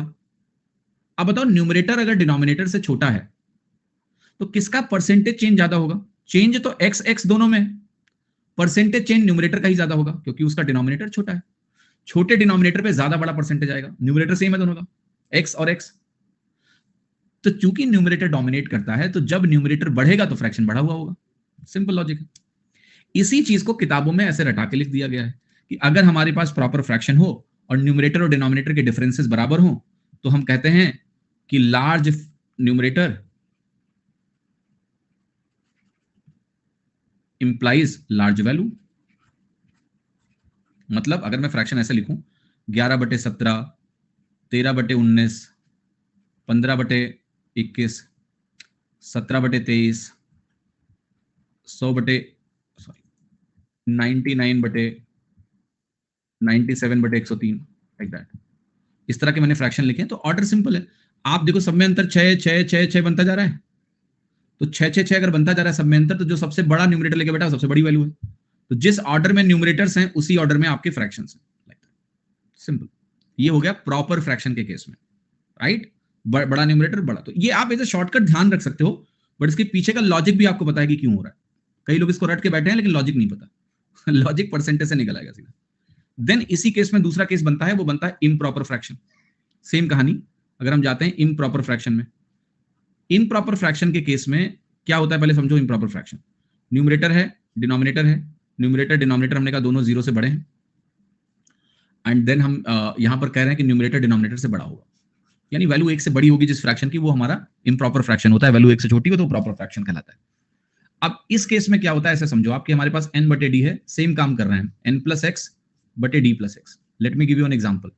113/101 और मैंने कहा मेरे पास है 117/105। अब समझना दोनों इंक्रीज हुए और हमने क्या किया, बराबर बढ़ाया तो इनका अंतर क्या होगा, सेम होगा। तो यहां देखो अंतर क्या है 12 का, यहां भी अंतर 12 का है, तो दैट डिफरेंस इज इक्वल, मतलब इक्वल चेंज हुआ है न्यूमरेटर डिनोमिनेटर में। अब देखो अगर न्यूमरेटर डिनोमिनेटर से बड़ा है तो डिनोमिनेटर छोटा है, तो जब दोनों में x और x का चेंज हो रहा है तो किसका परसेंटेज चेंज ज्यादा होगा? आप कहोगे डेफिनेटली डिनोमिनेटर का परसेंटेज चेंज ज्यादा होगा कि डिनोमिनेटर छोटा है। चेंज बराबर है x और x, डिनोमिनेटर छोटा है तो उसका परसेंटेज ज्यादा होगा चेंज का, डिनोमिनेटर डोमिनेट कर जाएगा। डिनोमिनेटर डोमिनेट करेगा तो डिनोमिनेटर अगर बढ़ा है, अगर डिनोमिनेटर बढ़ा है तो फ्रैक्शन छोटा होगा।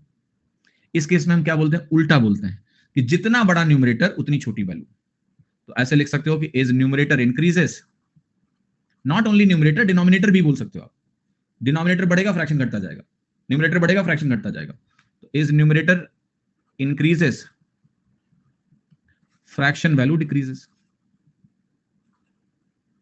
बट ये केस आप ध्यान रखना कि जब ये अंतर बराबर हो तभी की बात हो रही है। लॉजिक यहां पर मैंने आपको समझा दिया। तो इसको एज ए शॉर्टकट आप डेफिनेटली यूज कर सकते हो जब अंतर न्यूमरेटर और डिनोमिनेटर में इक्वल मिले, ठीक है। जैसे मैं आपको उदाहरण भी दूंगा ताकि आपको और बेहतर तरीके से समझ में आए। ये सवाल आपके सामने देखो लिखा हुआ है, इसमें आप क्या करो, ये पहला वाला वैल्यू पकड़ो, 31/39, 33/35, 35/37, 37/39। Let's look at the pattern. यहां देखो इसमें क्या है, डिनोमिनेटर न्यूमरेटर से 2 ज्यादा है, यहां भी 2 ज्यादा है, यहां भी 2 ज्यादा है। इन तीनों का ऑर्डर तो मैं भड़ाक भड़ाक बढ़ा लिख दूंगा, कोई दिक्कत नहीं। इन तीनों का ऑर्डर आपको समझ में आ रहा है? ये बड़ा होगा, मतलब इनका ऑर्डर अगर मैं लिखूं, ये बोलूं कि बी है, ये सी है, ये डी है और ये ए है, तो बी सी डी का ऑर्डर मुझे क्लियर हो गया क्योंकि प्रॉपर फ्रैक्शन है, एक से छोटा है तो बड़ा न्यूमरेटर बड़ी वैल्यू, इनको लिख दिया मैंने।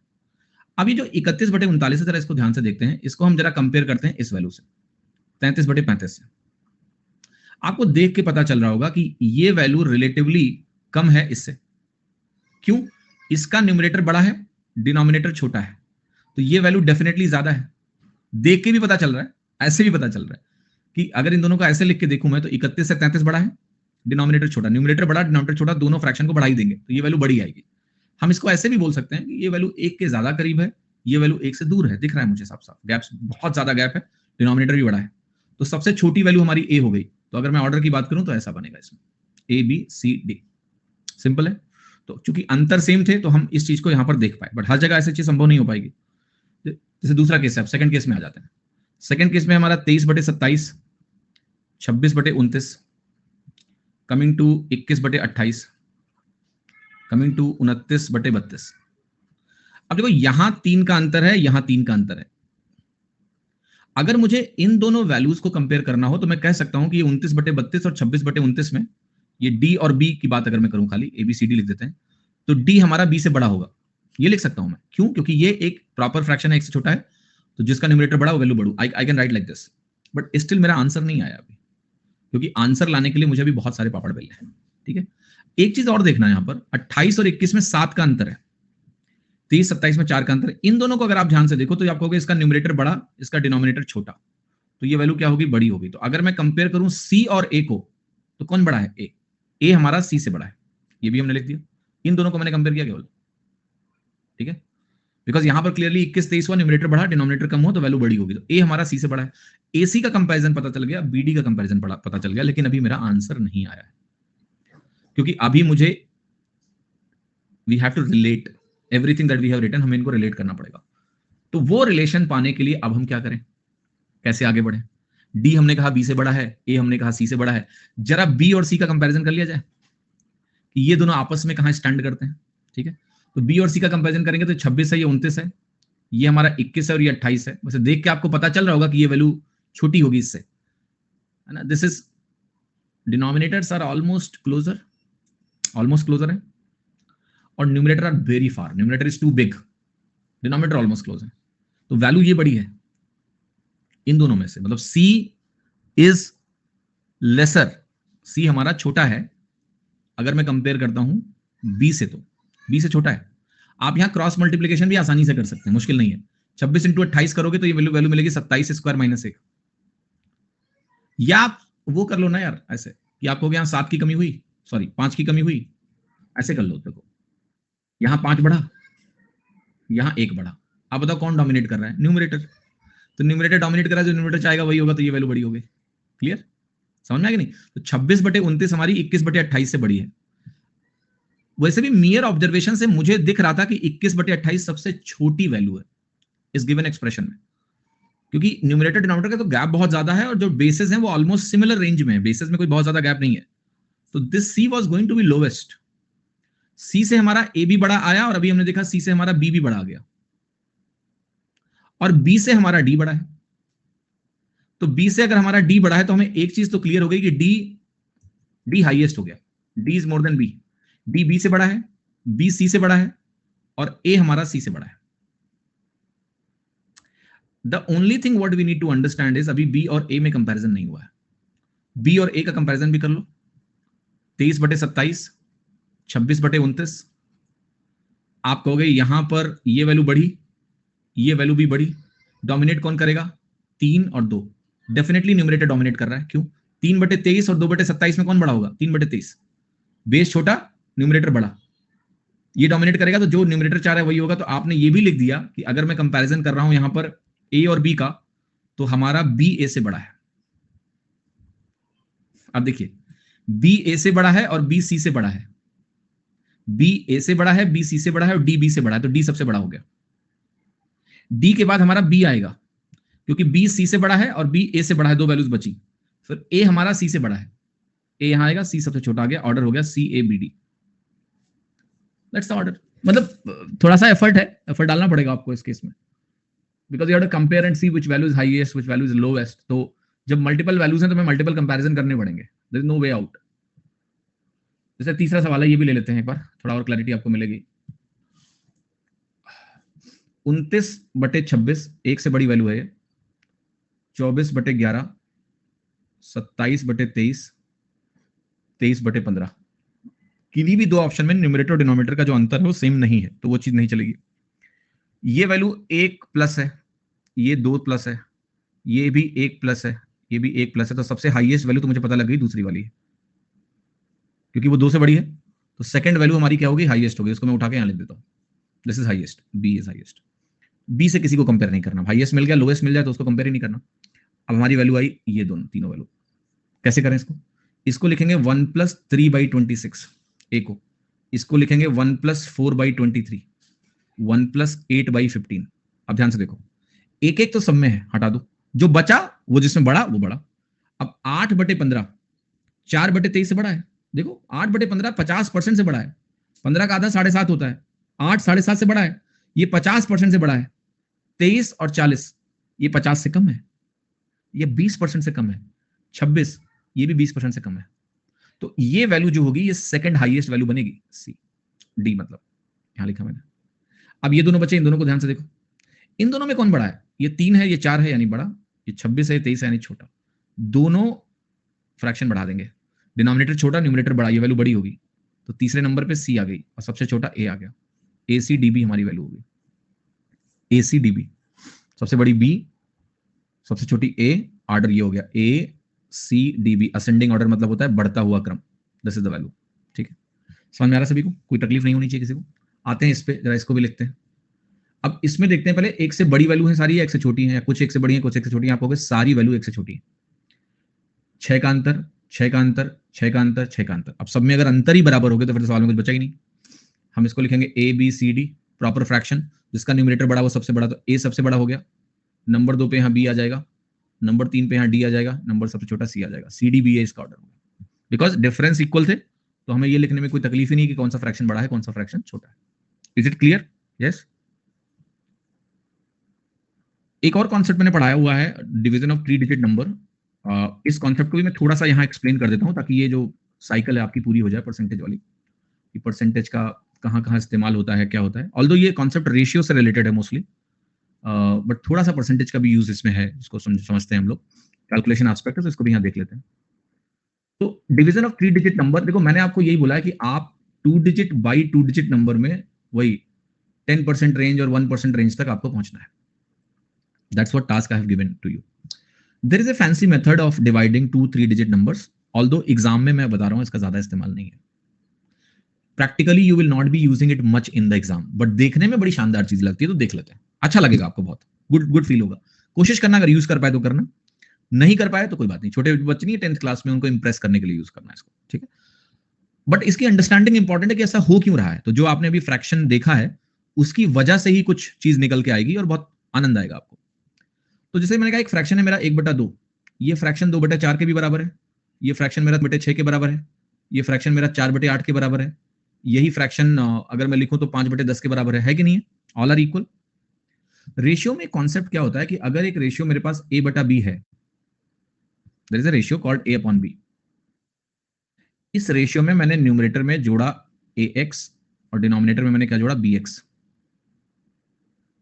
तो ये रेशियो अभी भी a रेशियो b ही रहेगा, क्योंकि आप कॉमन लोगे अगर a तो ये 1 + x ऊपर आएगा, नीचे आपका b × 1 + x आएगा, कट जाएगा 1 + x, आपका वैल्यू आएगा a/b। अगर मेरे पास एक रेशियो a/b है और मैंने ऊपर ax घटाया और नीचे भी मैंने क्या किया bx घटाया, तो a/b बनेगा, अगर आप कॉमन लें तो यहाँ 1 - x बनेगा, यहाँ भी 1 - x बनेगा, दोनों कटेंगे, आपकी वैल्यू क्या रहेगी a/b। कहने का मतलब क्या है कि अगर किसी रेशियो में हम न्यूमरेटर और डिनोमिनेटर में पहली बात तो सेम काम करें, जोड़ रहे हैं तो दोनों में जोड़ें, घटा रहे हैं तो दोनों में घटाएं, और कैसे घटाएं कि जो चीज हम जोड़ रहे हैं उसका अनुपात न्यूमरेटर और डिनोमिनेटर में वही हो जो ओरिजिनल रेशियो है, तो रेशियो नहीं बदलेगा। यही काम अगर आप दोनों में घटा रहे हो तो उसी रेशियो में घटाओ जिसमें रेशियो है, तो वैल्यू चेंज नहीं होगी। Is it clear to everyone और नॉट? यस, मेक सेंस, कोई दिक्कत नहीं, कोई समस्या नहीं। Now we are going to use this concept in our fraction calculation. जैसे मेरे पास एक वैल्यू है, मान लिया 557/6, लेट्स से 557/882। अब इस फ्रैक्शन को डिवाइड करने में सबसे बड़ी समस्या क्या है? जैसे जो लोग अप्रोक्सीमेशन करते हैं वो कहेंगे कि इसकी वैल्यू है 55/88, उन्होंने बिना जाने पहचाने 7 और 2 को काट दिया। कुछ भी करते हैं, उन्हें नहीं पता 7 काटने से क्या हुआ, 2 काटने से क्या हुआ, दे जस्ट थिंक नथिंग, वो बस डिजिट काट देते हैं। डिजिट काटना अप्रोक्सीमेशन नहीं होता है, आप इससे गलत वैल्यू भी आपको मिल जाती है। जैसे यहां पर आप निकालोगे तो आपको 5/8 मिलेगा, जो कि 62.5 के बराबर है, बट आपको ये आइडिया नहीं है कि आपने क्या किया, यू नो नथिंग, बस आपने काट के उत्तर निकाल लिया। मैं बताता हूं डिजिट काटने से होता क्या है, पहले इसको समझते हैं। आप बेसिकली जब डिजिट काट रहे हो तो आपने कैसे काटा है, आपने इस 7 को हटा के इसको 550 लिखा, इस 2 को हटा के इसको आपने 880 लिखा, तभी तो ये 55/88 बना। यस, आपने न्यूमरेटर में 7 हटाया, आपने डिनोमिनेटर में 2 हटाया। Is it true? यस। अब मेरे को एक बात बताओ, तुमने न्यूमरेटर में क्या किया, ज्यादा परसेंटेज डिक्रीज किया है कि नहीं? 7 का परसेंटेज 557 में इज मोर परसेंटेज, तो यहां आपने परसेंटेज डिक्रीज किया, यहां भी आपने परसेंटेज डिक्रीज किया, बट न्यूमरेटर का जो परसेंटेज डिक्रीज है वो हायर ऑर्डर का है, इट्स मोर देन 1%, क्योंकि 5.5 1% है। डिनोमिनेटर का जो डिक्रीज है दैट्स क्वाइट लो। मैं अगर लिखूं इसको तो ये 1 पॉइंट समथिंग परसेंट का डिक्रीज आपने किया यहां पर, और डिनोमिनेटर अगर ये 0.8 मान लूं मैं इसको, 0.1%, 2 के आसपास का डिक्रीज है, तो दिस इज 0.2 समथिंग का डिक्रीज परसेंटेज में। तो न्यूमरेटर में आपने कम ज्यादा डिक्रीज कर दिया, डिनोमिनेटर में आपने कम परसेंटेज डिक्रीज किया, तो जो ओवरऑल वैल्यू 5/8 आपने निकाली है, ये छोटी वैल्यू आएगी रिलेटिवली, बिकॉज आपने न्यूमरेटर में ज्यादा परसेंटेज डिक्रीज कर रखा है, डिनोमिनेटर में कम परसेंटेज डिक्रीज किया है। अगर दोनों जगह इक्वल परसेंटेज डिक्रीज करते तब तो वैल्यू में बदलाव नहीं आता, पर चूंकि न्यूमरेटर में आपने ज्यादा परसेंटेज डिक्रीज कर रखा है, डिनोमिनेटर में कम कर रखा है, और वो भी काफी अंतर है, देखो 1% से ऊपर और नीचे 0.2%। Therefore, this approximation will give you a result that is lesser than the actual required value. अब डिजिट काटने वाला आदमी तो कुछ सोचता ही नहीं कि उसने क्या किया। Now, what we are going to do now, we are going to make sure कि हमारा जो उत्तर हो, हम डिजिट को चेंज करेंगे। डिवीजन में डिनोमिनेटर सबसे बड़ा खतरनाक डेमन होता है। 882 से डिवाइड करना बहुत खतरनाक है, वही 900 हो तो डिवाइड करना आसान है। तो हम कुछ करने जा रहे हैं जिसमें हम इस बात का भी ख्याल रखेंगे कि हम अप्रोक्सीमेशन भी कर पाए, लेकिन हमारा अप्रोक्सीमेशन बहुत रीजनेबल हो। दो काम करेंगे हम। पहला काम हम ये करेंगे कि जो भी डिजिट्स हम ऊपर नीचे हटाएंगे, जैसे यहां 7 घटाया 2 घटाया, ये जो 7 और 2 घटा, ये किसी लॉजिक के हिसाब से नहीं घटा, हमने बस ऐसे ही हटा दिया कि एक डिजिट कम कर लेते हैं। हम क्या करेंगे, हम पहले अपने गिवन फ्रैक्शन का, आप बताओ, अगर मैं इसकी एक अप्रोक्सीमेट वैल्यू पहले से निकालूं कि ये रेशियो लगभग किसके आसपास है, अप्रोक्सीमेट तो बोल सकते हैं ना कि लगभग 5/8 है।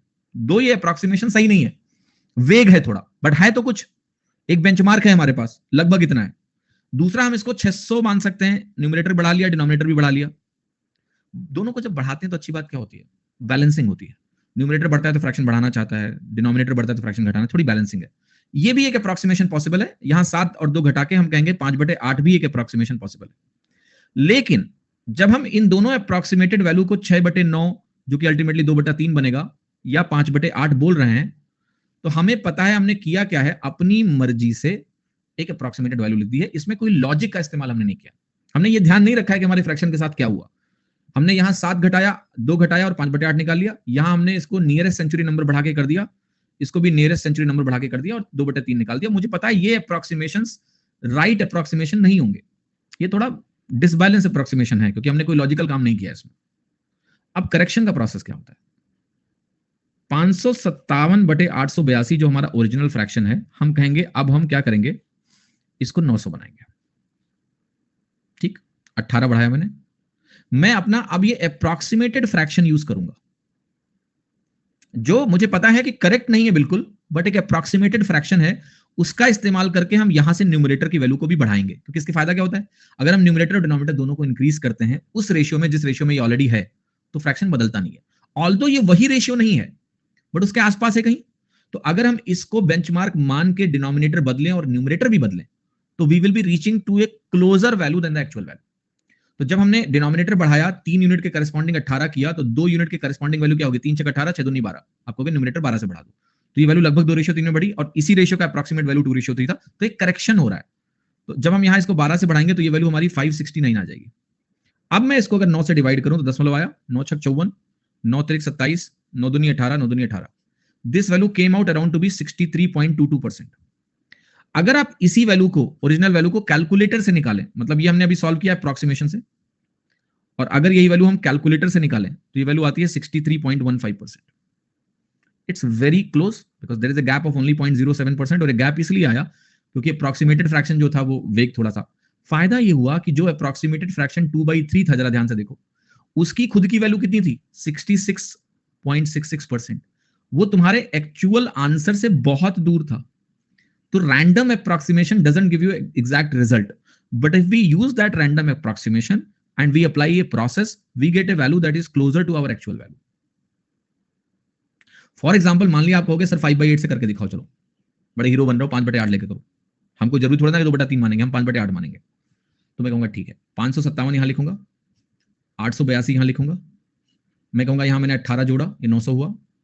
अब देखो मैं क्या कहूंगा, मैं कहूंगा अगर मैं 5/8 अप्रोक्सीमेटेड रेशियो लिखता हूं, और मैंने कहा मैंने डिनोमिनेटर को 18 से बढ़ाया, मैंने कितना गुना किया जरा बताओगे?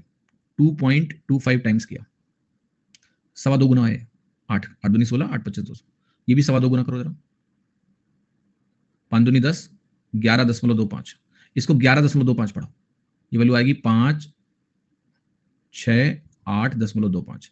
जरा 900 से इसको डिवाइड करिए और देखिए क्या वैल्यू आ रही है, आएगी 9 छक 54, 2 56, 9 त्रिक 27, 1 9 91 9 3 9 चौके 36, ये value I 63.15%, 14%. Try to understand this. Now this value is also closer to actual answer. It is more closer because 5/8 is an approximation, will be a better approximation than 2/3. Therefore it came more closer. देखो अगर हम ratio को actual ही निकाल लेते तो actual के बराबर आ जाता है, यहां से देखो, बट क्योंकि हमारा रेशियो ही अप्रोक्सीमेटेड है, हमारी वैल्यू अप्रॉक्स आ रही है, जितना अप्रोक्सीमेटेड रेशियो एक्चुअल वैल्यू के क्लोज अज्यूम होगा उतना ही क्लोजर आंसर आएगा। बट हमें उस एक्यूरेसी में नहीं घुसना है इतना, हमें तो अप्रोक्सीमेटेड रेशियो जल्दी से लिखना है, हम इतना दिमाग नहीं लगाने वाले। बट मैं ये समझाने की कोशिश कर रहा हूं कि आप कोई भी अप्रोक्सीमेटेड रेशियो यूज करो, आप एक्चुअल आंसर के करीब पहुंच जाओगे। 5/8 ले लो, 6/9 ले लो, आप एक्चुअल आंसर के करीब पहुंच जाओगे। तो this is a good method to divide 3 digit number, क्योंकि यहां पर आपको एक पावर मिल रही है कि आप डिनोमिनेटर को अपने हिसाब से बदल पा रहे हैं, क्योंकि डिवीजन का सबसे बड़ा डेमन होता है डिनोमिनेटर। अगर हम डिनोमिनेटर को बदल पा रहे हैं फिर तो कुछ बचा ही नहीं सवाल। क्या कुछ क्वेश्चंस में इसकी प्रैक्टिस कर लें? एक ही प्रैक्टिस कराऊंगा, बाकी घर पे तुम्ही को ट्राई करना है, ठीक है? मैं एक इसकी प्रैक्टिस करा देता हूं, 767/976, बाकी आप आर्ट ऑफ कैलकुलेशन की क्लास देखो। आप कहोगे ये देख के महसूस हो रहा है कि हम इसको 7/9 के अप्रोक्सीमेट ले सकते हैं।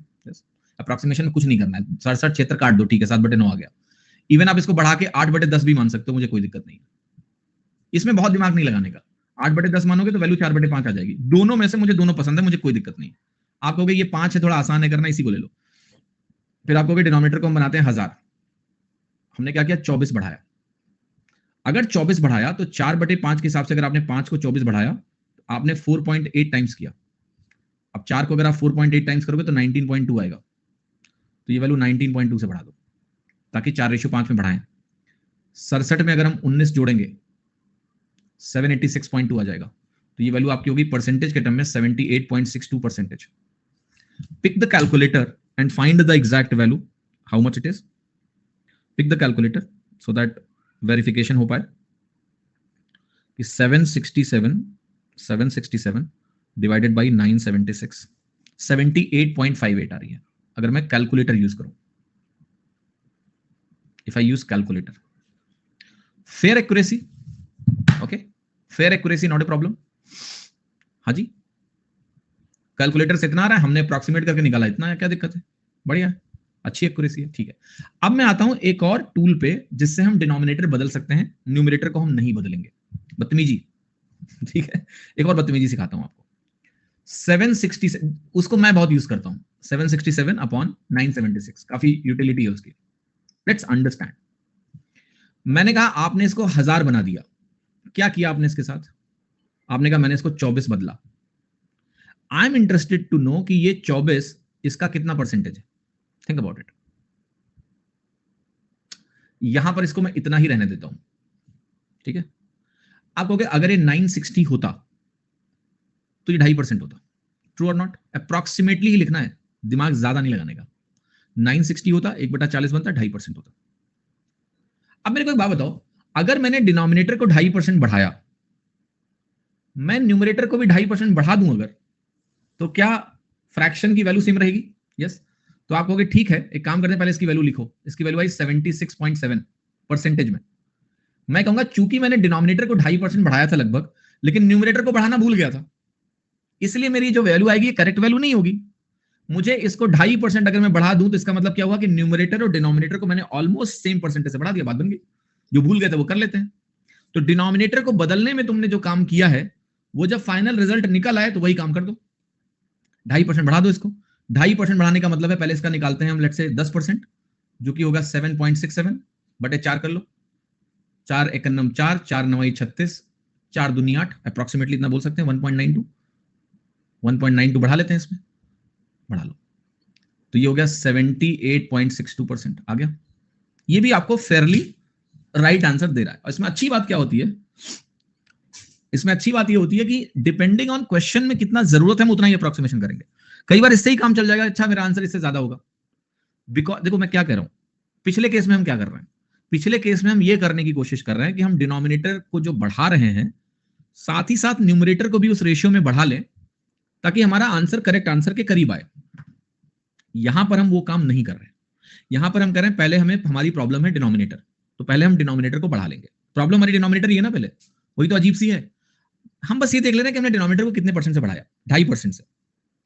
अगर आपके पास कोई भी दो फ्रैक्शन ऐसे लिखा हो n/d और तुमने इसको अगर x% से बढ़ाया और इसको भी x% से बढ़ाया तो आपकी वैल्यू n/d ही रहती है, वैल्यू नहीं बदलती है।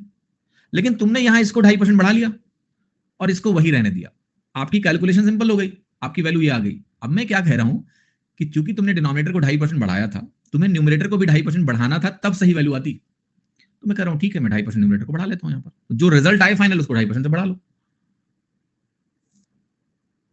You will get your answer. You know how to correct it. क्या पता तुम्हारा इसी से काम चल जाए कि तुम्हारा आंसर 76.7 से थोड़ा बड़ा होगा। इतना बोलने से काम चल जाए तो चला लो, आप उत्तर लगा लो, और नहीं चले तो लगा लेंगे। जैसे मैं आपको कैलकुलेशन दिखा रहा हूं, जैसे हमने लिखा था 557/882। अब इसको दूसरे तरीके से, इसी तरीके से करते हैं। हमने कहा मैं इस वैल्यू को 1000 बनाने जा रहा हूं, मतलब 9000 बनाने जा रहा हूं, 900 बनाने जा रहा हूं।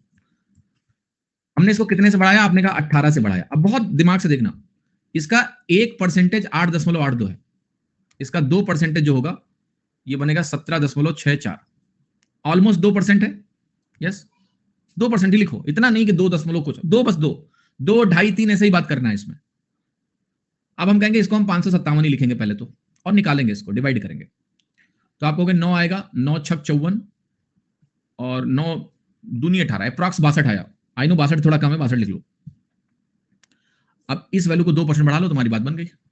इसका 2% क्या होगा, 1.24, 63.24 तुम्हारी वैल्यू आ गई, हो गया बस, ठीक है, लाइक दैट। तो first I will change my denominator because that's the major pain point. फिर वैल्यू निकालूंगा, फिर करेक्शन करने के लिए जो मैंने डिनोमिनेटर के साथ किया है वही अब फाइनल रिजल्ट में कर दो, मतलब जो न्यूमरेटर वाला तुमने नहीं किया वो कर दो, करेक्ट हो जाएगी वैल्यू। तो मैं अगर आप अपनी बात करूं पर्सनली कैलकुलेशन में, देन मैं इस मेथड को ज्यादा यूज करता हूं because this is a more mental method, because it's a percentage related method, it's not वो फ्रैक्शन रेशियो रिलेटेड है नहीं, परसेंटेज चीजें दिमाग में की जा सकती हैं। तो how do I do this question is like this, यार इसको 1000 बनाया, लगभग 2% का चेंज हुआ, तो चलो 557/900 हो गया, 900 डिवाइड किया, 62 के आसपास आया। अच्छा इसको 2% से बढ़ाएंगे तो 1.63 कुछ कुछ। इट्स मोर मेंटल मेथड, और इसको मैं ज्यादा तेजी से एग्जीक्यूट कर पाता हूं देन वो रेशियो वाला मेथड। रेशियो निकालें अप्रॉक्सीमेट, उसमें लिखना ही पड़ेगा आपको, क्योंकि उसमें न्यूमरेटर पहले ही बदलना है। हम यहाँ बदलते ही नहीं न्यूमरेटर, हम पहले डिनोमिनेटर को बदल लेते हैं, बाद में न्यूमरेटर का सोच लेंगे, ठीक है उतना परसेंट बढ़ा देंगे। तो जो डिनोमिनेटर में आप कर रहे हो वो चीज बाद में आप न्यूमरेटर में कर लो, बात बन गई आपकी, ठीक है। तो कैलकुलेशन एस्पेक्ट में बेटा परसेंटेज में इतना ही जानना है, इससे ज्यादा कुछ नहीं जानना है, ठीक है। इसी को अब देखो, आपको पता है पूरा गेम कहां टिका हुआ है, परसेंटेज कैलकुलेशन आप कितनी बढ़िया से कर पाते हो, कैसे आप जल्दी से देख पाते हो कि ये वैल्यू लगभग इस वैल्यू का 2% है। तो जो मैंने आपको डेली रिचुअल्स बताए हैं इनको विदाउट फेल करते रहो, क्योंकि यही चीजें हैं जो कोई भी कैलकुलेशन आपकी तेजी से कराएंगी। इट्स ऑल अबाउट कौन 2% जल्दी से निकाल लेगा इसका और देख लेगा कि लगभग 2% है। अच्छा 62 का लगभग 2% कितना होगा, 1.24। ये जगलिंग आपको करनी है बस, बाकी चीजें तो सिंपल है, बाकी लॉजिक हर कोई समझ जाएगा, लेकिन कैलकुलेशन कैसे करोगे, तो उसके लिए आप जूझना शुरू कर दो। डेली रिचुअल छोड़ना नहीं है आपको, परसेंटेज कैलकुलेशन अगर आप करते रहोगे तो आप बहुत मस्त बनोगे, ध्यान रखना। अब मैं आता हूं, मैं आपके डाउट्स ले लेता हूं यार, बाकी लोग जा सकते हैं, जिनके डाउट्स हैं वो रुकें। ओके, हाँ जी ना जी,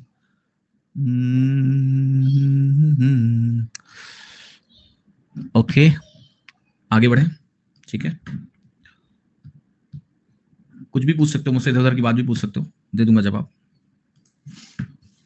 अब तो परसेंटेज खत्म होगा, we can celebrate. Yes, please help me with this doubt. जब भी कोई डाउट पूछो यार, सॉल्यूशन लिख के अपना भी कुछ एफर्ट दिखाया करो। टीचर का सवाल पकड़ा दे तो करो सॉल्व, टीचर को ऐसे कभी यूज नहीं करना है आपको। आप अपना एफर्ट दिखाओ, मुझे क्या किया तुमने इस सवाल में है। 72% students of a certain class took biology and 44% took mathematics. Each student took at least one subject from biology or mathematics and 40 took both of them. The total number of students in the class. बेटा 72% ने biology ली, 44% ने दूसरा विषय लिया, 72 और 44 मिला के कितना हो गया, 116 हो गया।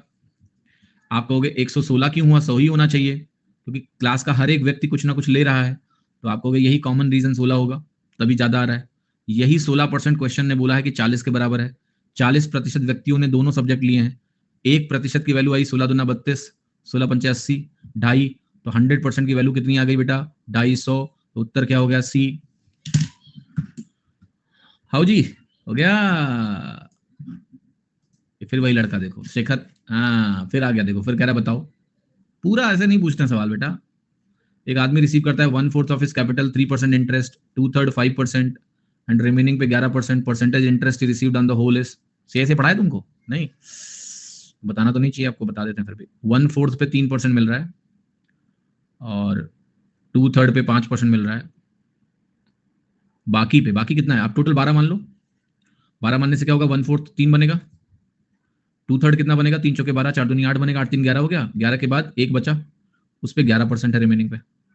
टोटल इंटरेस्ट निकालना है तो इसमें वेटेड एवरेज का कॉन्सेप्ट लगता है बेटा। 3 तरीका 9% बनेगा, 5 8 40% बनेगा, 11 51 11% बनेगा। टोटल कर लो, 51 और 9 बना 60%, डिवाइडेड बाई टोटल पार्ट्स 12 हैं, 12 लिखो यहाँ पर, तो ये वैल्यू आ गई 5%। वही होता है, ये होता है आपका W1 ऐसे, A1 W1, A2 W2, A3 W3, इनको जोड़ते हैं 60 बटे W1 plus W2 plus W3, तो ये वैल्यू आपकी आ गई सिंपली 5%। ठीक है,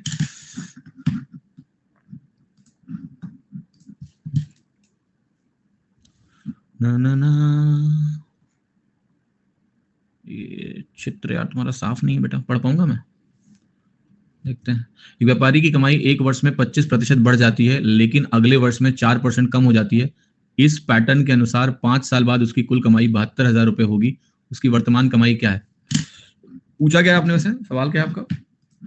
20-20-25 कैसे हुआ? अच्छा, 20-20-25 कैसे हुआ? इसमें देखो क्या है, 5 साल की बात की, कह रहे पहले साल बढ़ेगा 25% से, लिखो इसको, फिर 4% से कम हुआ, फिर 25 से बढ़ा, फिर 4 से कम हुआ, फिर 25 से बढ़ा। ये 5 सालों में हुआ। तो सक्सेसिव में मैंने इन दोनों को इकट्ठा करके देखा इनका नेट क्या है।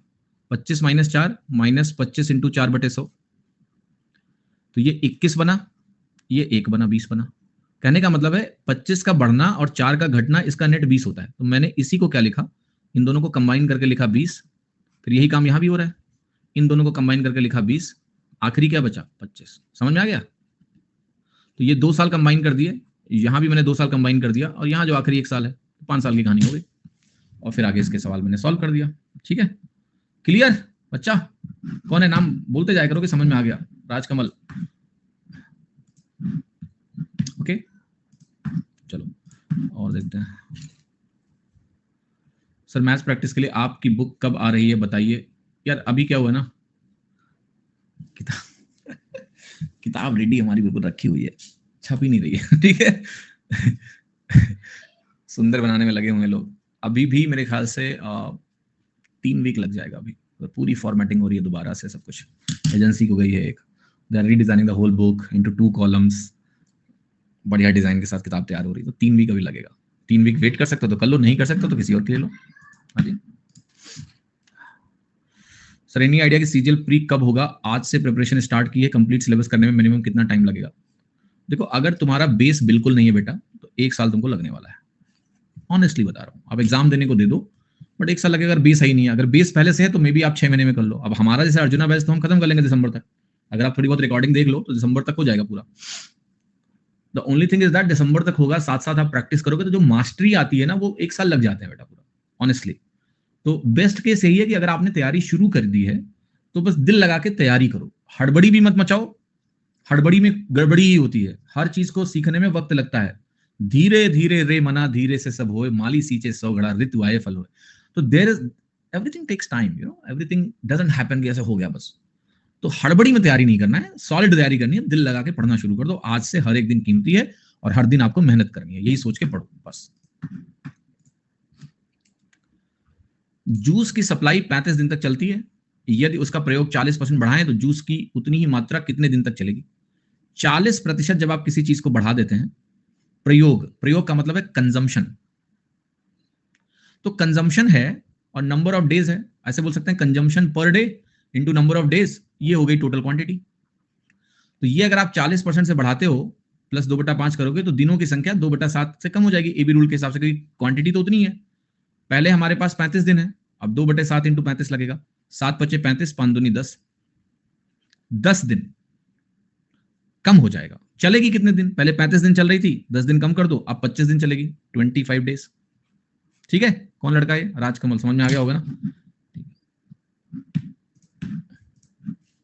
ना ना ना, कौन सा बताते हैं? क्या कौन सा? 129, 130? दो दिख रहे हैं सवाल मुझे। Some students from different schools appeared for an Olympiad exam. 20% लड़के और 15% लड़कियां फेल हो गए. The number of boys who passed the exam was 70 more than that of girls who passed the exam. A total of 90 students failed. Find the number of students that appeared in the exam. तो बेटा equation बनानी पड़ेगी। देखो, आप कह रहे हो कि हमारे पास मान लिया 100 लोग हैं टोटल, इन 100 लोगों में से 20% लड़के और 15% लड़कियां फेल हो गई। तो ये 100 टोटल बच्चे मैंने लिखे हैं यहाँ पर, ठीक है। तो 20% ऑफ द बॉयज। अब बॉयज कितने हैं, गर्ल्स कितने हैं, अभी कुछ मालूम नहीं है, ठीक है। तो बॉयज और गर्ल्स आपने लिख दिया ऐसे ही। अब 20% बॉयज फेल हो रहे हैं तो B/5 फेल हो गए, 15% लड़कियां फेल हो रही हैं तो हम कह रहे हैं 3/20 लड़कियां फेल हो रही हैं, 3/G। The number of boys who pass the exam वो 70 मोर। अब बॉय पास कितने हुए? आप कहोगे 4B/5 पास हो गए। गर्ल्स कितनी पास हुई? 15 के बाद 85 बचता है, और तो 17/20 बोलोगे आप, गर्ल्स पास हो गई। तो यहाँ क्या कह रहा है कि the number of boys who pass the exam यानी 4B/5 is 70 more than the number of girls who pass the exam. 17/20G ये एक इक्वेशन है आपकी। और टोटल कह रहा है 90 स्टूडेंट फेल हुए हैं, ये भी मुझे जानकारी दी है कि 90 स्टूडेंट फेल्ड। तो फेल की जानकारी यहाँ आपको दी है कि B/5 प्लस 3/20G, ये वैल्यू मुझे दी है कि 90 है। दो इक्वेशन दोनों ने सॉल्व कर लो, इस 100 का कोई मतलब नहीं है, मतलब इट्स लाइक दैट। B और G यहाँ से सॉल्व कर लो, और B और G सॉल्व करोगे उत्तर आ जाएगा। कर दें? कर लोगे? कर लोगे? इक्वेशन बना दी ना मैंने। अब आप B निकाल लो, G निकाल लो, B और G निकलेगा तो B+G निकल जाएगा। हाँ जी, कर लेना इसको। अविनाश जी समझ में आ गया? तो ये इक्वेशन सही होगा बेटा सवाल, और कोई तरीका नहीं है इसका, है ना। इक्वेशन बना दिया तो आगे आप कर लो इसको। ओके, एक लड़के ने बहुत शानदार फोटो खींची, से मैं भी दिख रहा हूँ, मुझे अच्छा लगा, ठीक है। कौन लड़का है यार? तो कॉल एक्सेप्ट कर लिया मेरी, कॉल तो मैंने किया ही नहीं बेटा, तुमको गलती से लग गया। क्या पूछा है तुमने यार? इसमें पूछा क्या है? 15% कैसे हुआ? अच्छा अच्छा अच्छा अच्छा, कौन सा 15% हुआ? कहाँ 15% लिखा मैंने? एक इलेक्शन में 2 पॉलिटिकल पार्टी की है, DMK NCP। DMK secured 14% more votes than NCP। NCP got this much vote. तो find the difference between number of votes. 14%, 45 कहाँ, 15 कहाँ लिखा मैंने? 15 कहाँ लिखा है? मैंने लिखा है बेटा DMK माइनस NCP। पहले तो ये दिया है तुम्हें कि 14% के बराबर है, दिया हुआ है। और तुम्हें ये भी पता है कि DMK प्लस NCP 100% है। अगर आपको जो मैंने लिखा वो समझ में नहीं है तो ऐसे लिख लो, दोनों को मिला के 100% वोट होते हैं, अंतर इतना है। यहाँ से सॉल्व कर लो आप। DMK की वैल्यू क्या आएगी? दोनों को जोड़ के 2 से डिवाइड करो तो 57% आ गया। NCP की वैल्यू यहाँ से निकालोगे तो वो 43% आ गई। फिर मैंने कहा 43% की वैल्यू क्वेश्चन ने दे रखी है 559, 14% की वैल्यू चाहिए, तो मैंने ऐसे सॉल्व कर लिया यहाँ से। ठीक है, clear? That's how I have done.